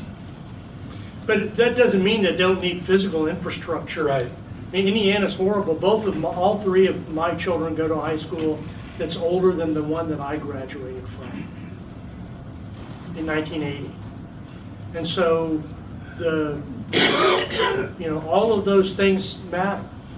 It's not, there's no, part of the thing that we talk about, and we talk about it's complicated, there are no simple levers. We're not consultants, we're not going to tell you what to do. We're trying to tell you how to think about those issues. But I think it does start with conversations. It starts with, what do we want from our schools? I think Mike makes a good point of having attractive schools. We have to remember schools are a workplace. We have to have attractive workplaces. We as taxpayers are essentially employers, and if we go into our workplace and we're in a bad working environment, do we want that?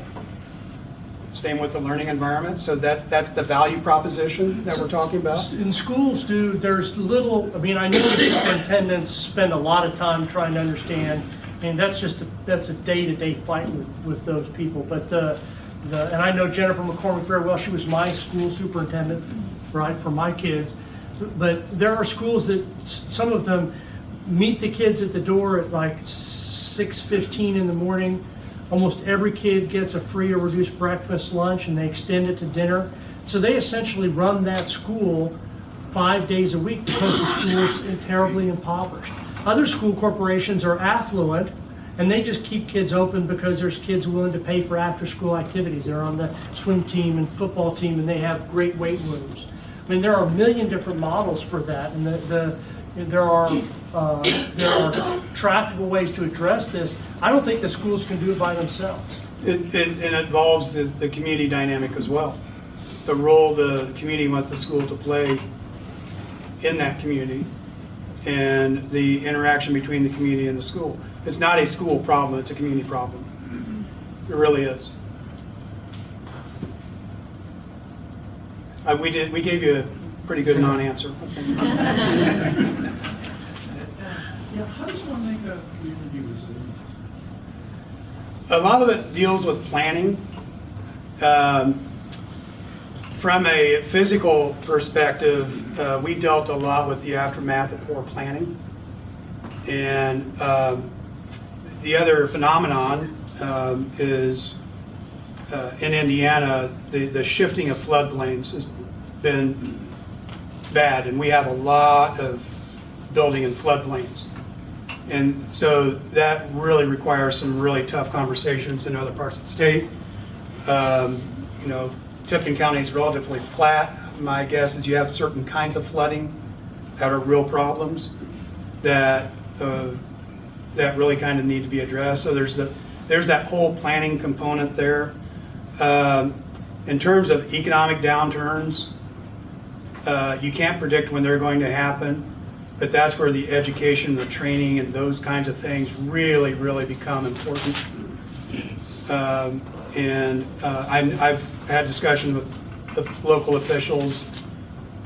For example, they know there's a plant in their community that maybe employs 150 people, none of them have a GED. And if there's a downturn, I mean, they're really low skill, there may be some reason they're not automated or offshore, but if there's a downturn, they're gonna go, and then what do we do with that? How do we upgrade our workforce with a sense of urgency? That's where I think you're seeing a lot of efforts in communities because of that kind of thing. So people are thinking ahead those kinds of things. It's not, you're never going to be well prepared, but we have to have somewhere in the mindset on all fronts, understanding how do we address those kinds of things. Question over here, Doug. You had a question, sir? Yeah. Is there a trend out there, the people working the hub, you know, the busy fishers and those areas up there to move out into a quiet community? Yeah, I mean, that's the Is that a evidence. drawing card for Not everyone wants to live in Fishers. Right? Yes. There Yeah. are 5 billion people in the world who would view Tipton as a great place to live. Yes. Right? And the U.S. population is going to grow by 100 million between now and by 2070. And so, same thing, this metropolitan area that you're not in yet, but you will be by about 2030 or 2040, is going to grow by 1 million people. 2% of that more than doubles your population. So absolutely, there are a number of very attractive features of this community.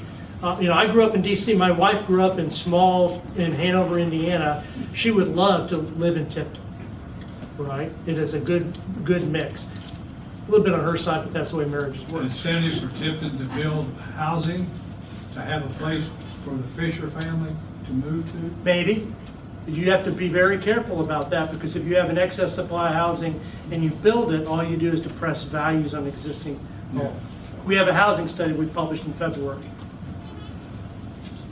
Just to kind of piggyback onto that, my wife and I sold our residence last year. We had 14 showings, 13 of the families from Hamilton County, which this is proof in the pudding. Yeah, I appreciate that. That is what that previous graph of in-migration would suggest is occurring. Yeah. Yeah. Yes, ma'am. How are millennials going to work into this? You talk to a lot of young people nowadays, they don't want to own a house, they don't want to own a car.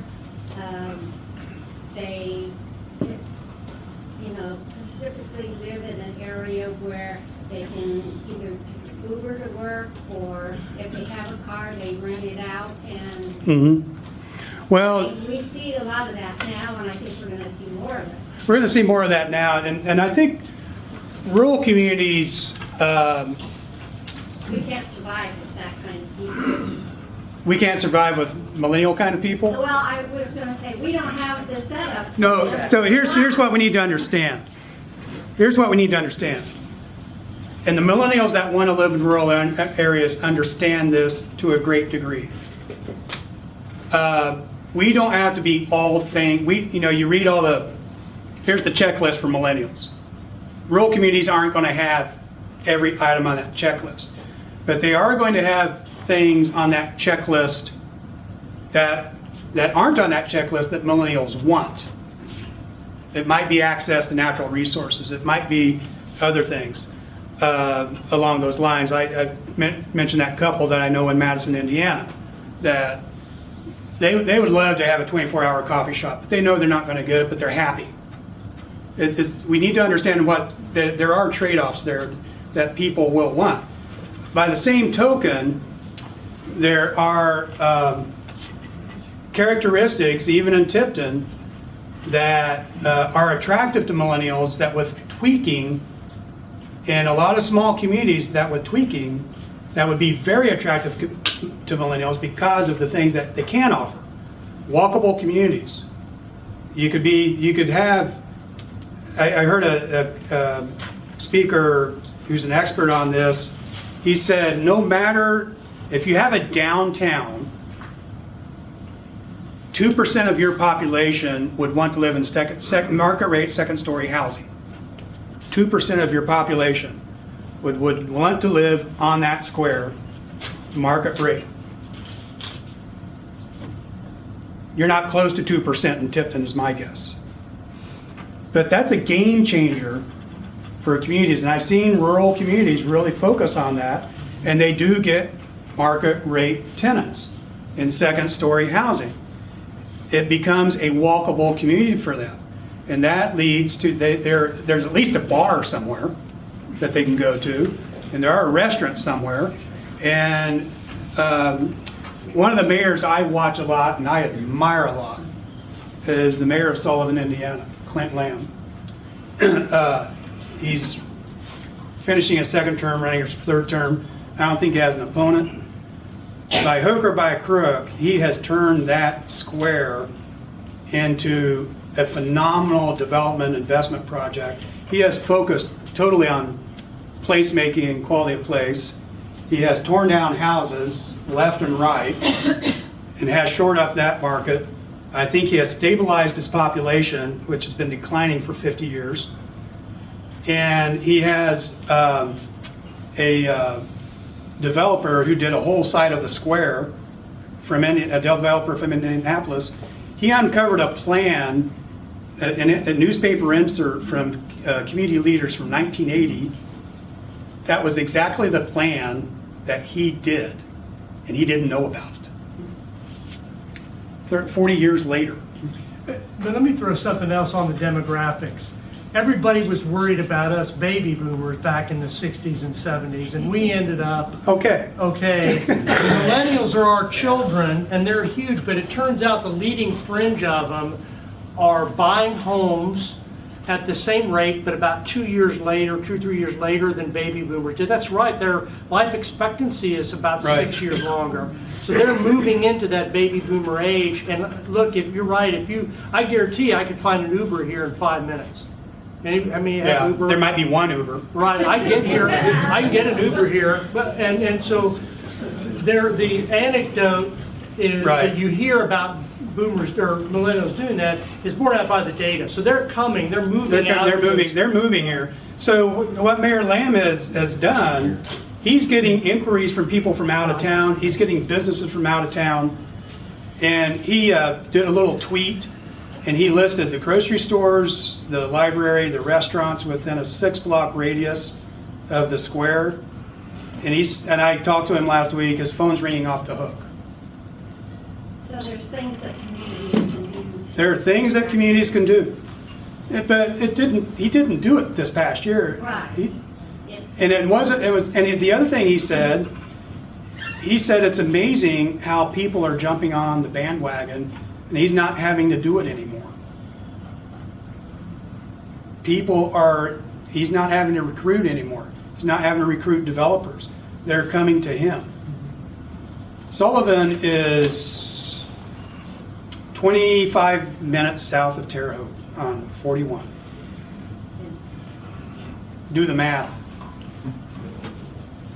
Mark. One of the things I know we have represented in the room are residents from smaller communities outside of Tipton. Yes. The Windfalls, the Kemptons, the Sharpsvilles, which are probably 500 to 700 in population. And I think we've seen a lot of deterioration, especially in the housing stock in those small communities, and a lot of concern by the longtime residents there. Right. What can small communities like that do to help their situation? Is it a matter of really going after the substandard housing or the abandoned housing, tearing it down so that the decrease in home values is somehow abated? What do you see anything that other communities are doing to help that situation? I think that's always a great place to start. It's a tough wicket because of the whole the process you have to go through to get control of it.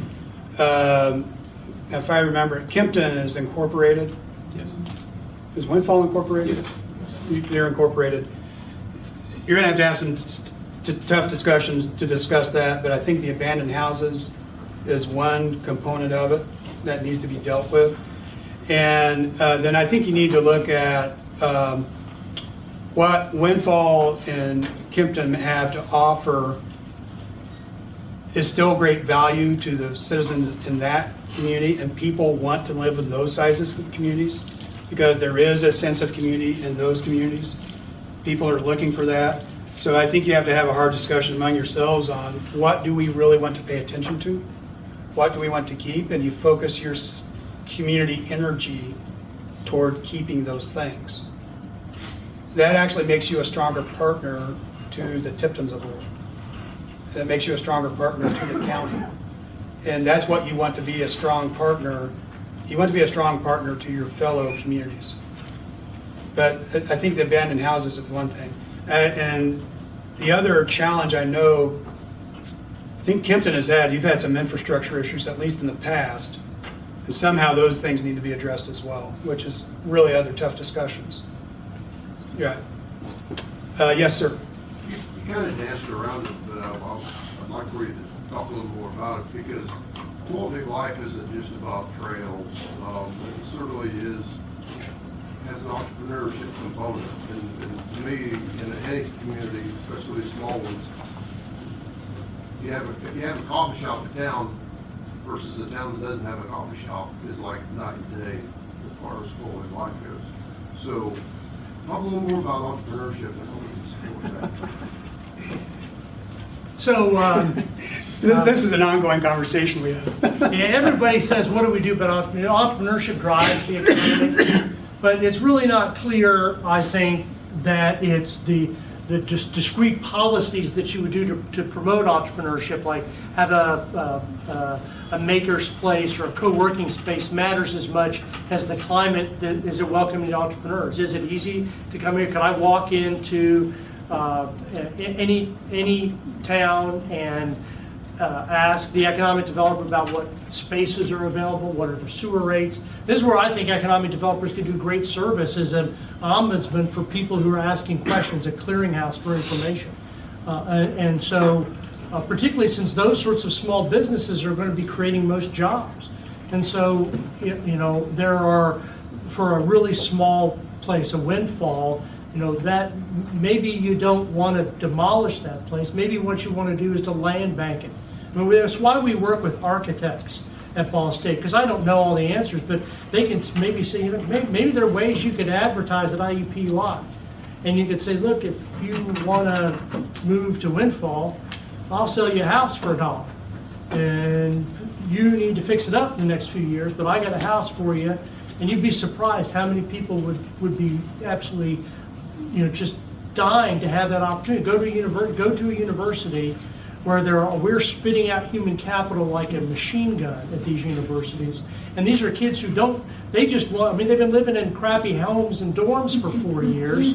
There's no place they're afraid of. The only thing they're afraid of is the lack of opportunity. And Windfall gives them space to take risks, to do the things like what's happening in Madison and elsewhere.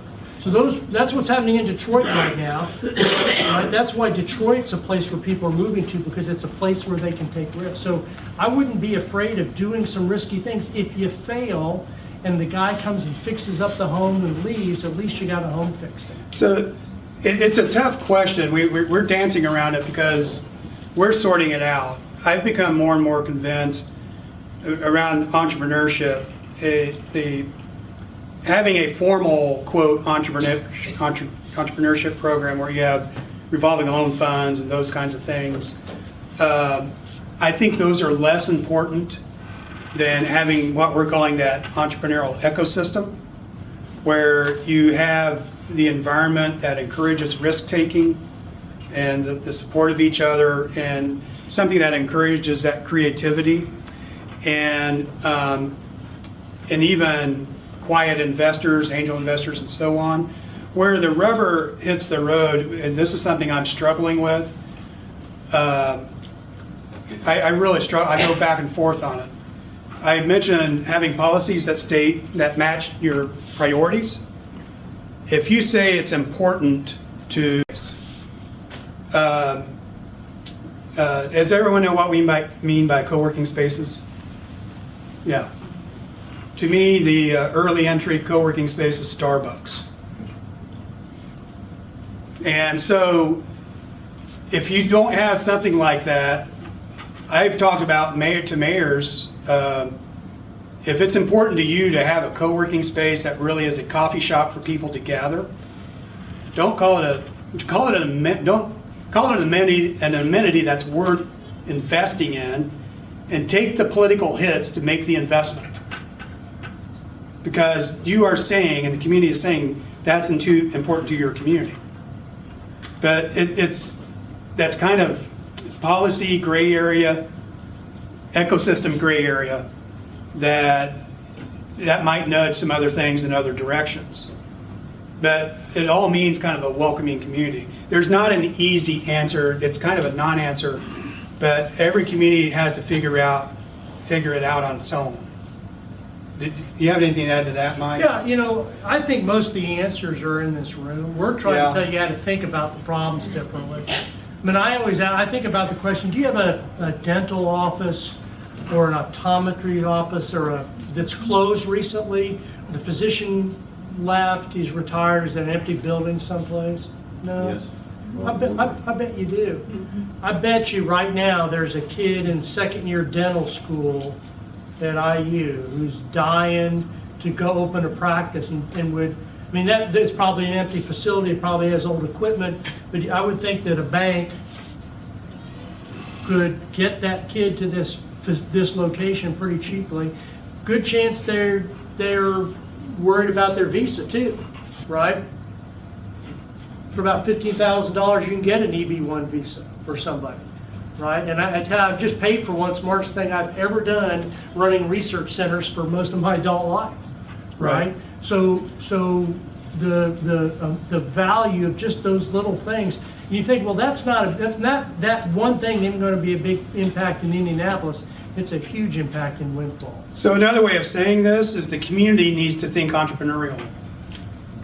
Not the individual. The community and the leadership needs to think entrepreneurially based on where your community is. I think that to me is a better answer. You had a question and you... Yeah, but the communities are talking about are incorporated, so you might as well rule out Kempton and the other one you mentioned. The only two communities that you could do something with as a county would be Goldsmith or Petersburg. Those areas are not incorporated. The rest are. So we wouldn't be getting involved in those as a county. Well, their individual government would have to be. Well, the county would have to deal with the unincorporated areas probably in the same way that the community does. And I know that the county structure of government and municipal structure of government is different, but those are still things that we need to talk through. The worst thing is not to talk through it with those collections of people. So it's different, but it's not a reason not to try different things. Oh, I understand it. Yeah. Yes, sir. My question has a little bit to do with structuring. The schools have their own ideas of what they'd like to see as community development. County government may have its own ideas. City government has their ideas. We have retired folks have their ideas. We have millennials that have their ideas. What is the best method for structuring a group to bring this community together and figure out what our goals really are? Is it through a veto? Is it through planning? How do you see the structure and bringing the magic out to find our goals.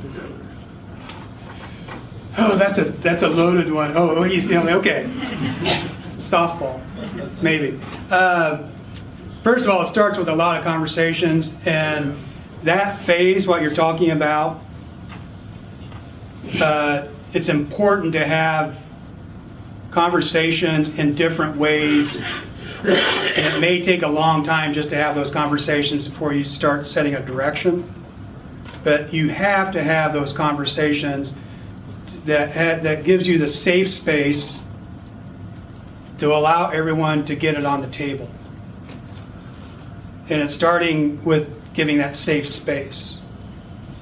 And this is part of what I think the Lowly Endowment is wanting is to have leadership in a community start those conversations in a different way that puts, again, it doesn't do away with LEDOs necessarily. It puts that activity in its proper perspective. It puts the schools in their proper perspective. But they're all in balance with each other. And there are processes that you can work through, and we can work through. We have folks at Ball State who can do that, pulling in other partners. That it's a messy process. It's all going to be messy. But there are things that we have to do, but it's all various forms of having meaningful community conversations. Well, we're all part of the same community. We're all part of the community, yeah. Look, But everybody wants, I mean, everyone wants the same thing, but everyone talks in different ways. That's the reason you have to have different conversations. Not segregated, but different conversations. Yes, Mike? You were no, I was going to say, if you were to poll people, they would all want almost exactly the same sorts of things. I could construct a poll and say, given 2 or 3 discrete choices, everybody in this room and not in this room would say they kind of want the same things. They don't agree on how to get there. That's what the data's for.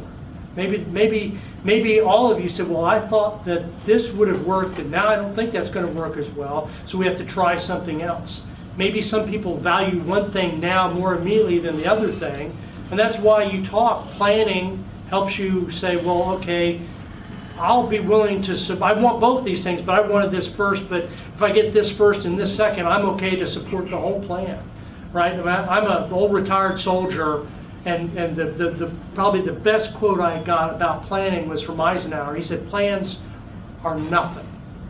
Planning is everything. And by that he meant talking through, working out, making sure everybody's in agreement, understands what's going on, what they want to do. And so this is why it's messy and it's ugly and it's a lot of late nights like this, and people could easily lose enthusiasm. But if not, you have to think you're going to be the place that gets chosen by whoever wants to choose you for whatever reason they want to choose you, because you're cheap, right? Because you got water someplace, and you've got a place that they can put workforce housing, a bunch of quants and huts, and bring in people you don't really want in your community, right? All those things you're going to get more people, you're going to get more economic activity, but you think about what that's going to look like in a way that accommodates a free market of people moving.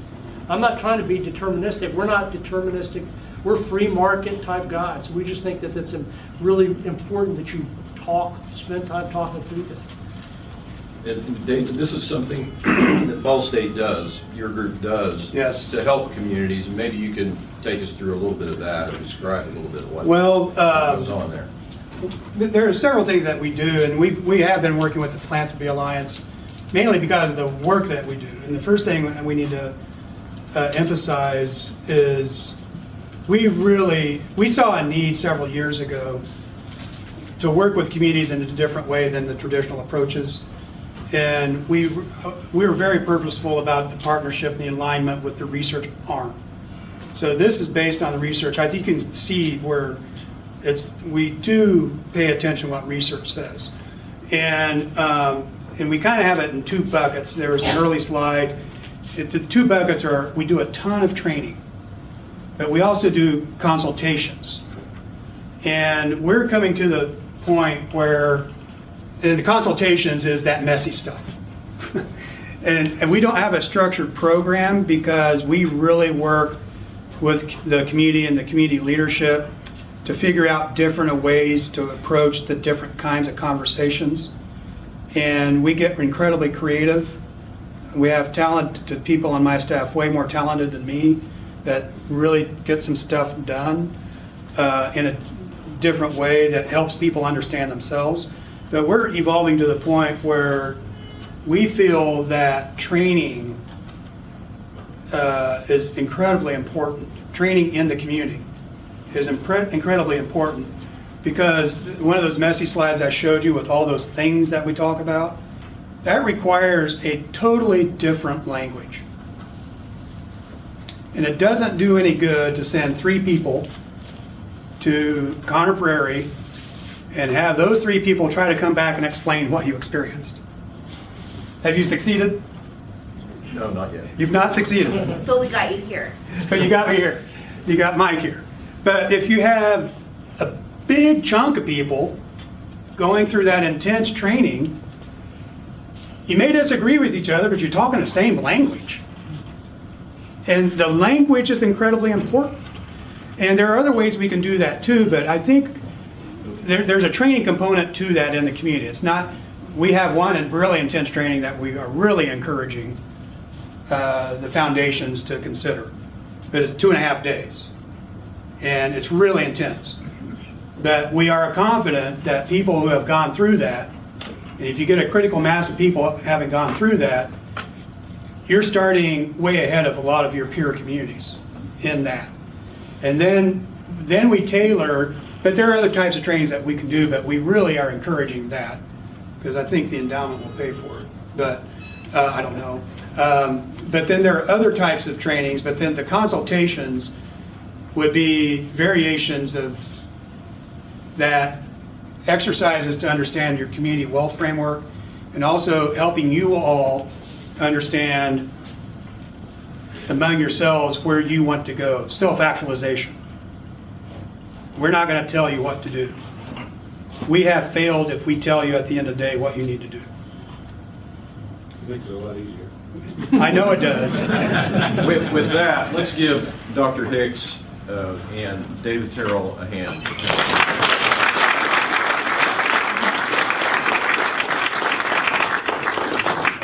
We want to thank you guys for coming out. This has been extremely informative. I think this is a message that the whole community appreciates and needs to hear. Clearly, we have a lot of things ahead of us and a lot of work to do, but we appreciate your insight on this. These guys will probably stick around for a few more minutes for individual questions, but I wanted to give them a chance to breathe a little bit since they've been up here for a couple hours talking. But again, we appreciate it. You may want to touch base with them. Let's do one more question before we all dismiss here. Mr. Klein? No? Mr. Dozel? There was a comment made earlier that we may not have the housing problem that we think we have. I'm not sure you came back around to answer that, did you? No, I don't have an answer for you yet, but everybody says they have a housing problem, but they all don't have the same one. So if you be very careful about it. We have a housing study that has Tipton in it, we have data on it, and we could work with that. I just would caution, and I want to be shy about telling you what to do, because that ain't gonna, I'm not a consultant, I'm a professor, right? And he's not a consultant, right? We're not gonna tell you what to do, but we'll show you data, we'll try to answer your questions, and we can certainly guide you in ways to have the communication. You need to decide what to do. We're not going to tell you what to do, but we will facilitate. And I feel we have a strong core talented group that can facilitate a community to helping you understand what you want to do and what you need to do. Yeah. Question for you, will the slides be available on the foundation website? Yes, they will be. We'll make those available. We're videotaping this, and cross our fingers, we'll have that available in some form or fashion. Stay tuned to our Facebook page or Twitter. So we'll try to have a link there. And I think Mr. Klein had one more comment. I have a comment. You thank these two gentlemen, we thank you. Oh, well, it's our pleasure. This is one of the things that the Community Foundation can facilitate very easily, given the wonderful facility that we have. We are extremely blessed in this county with a great community foundation, a great board of directors of that foundation, and a great facility. So it's nothing, I just got parachuted in a couple months ago, so I can take no credit for this. This is something that your community leaders and the Lilly Endowment years ago had set up. And we're reaping the benefits of things like this. The community discussions that David had talked about, I think that's something that we want to consider. So stay tuned, keep your ear to the ground. We'll continue to communicate with you. And again, thank you for your attendance.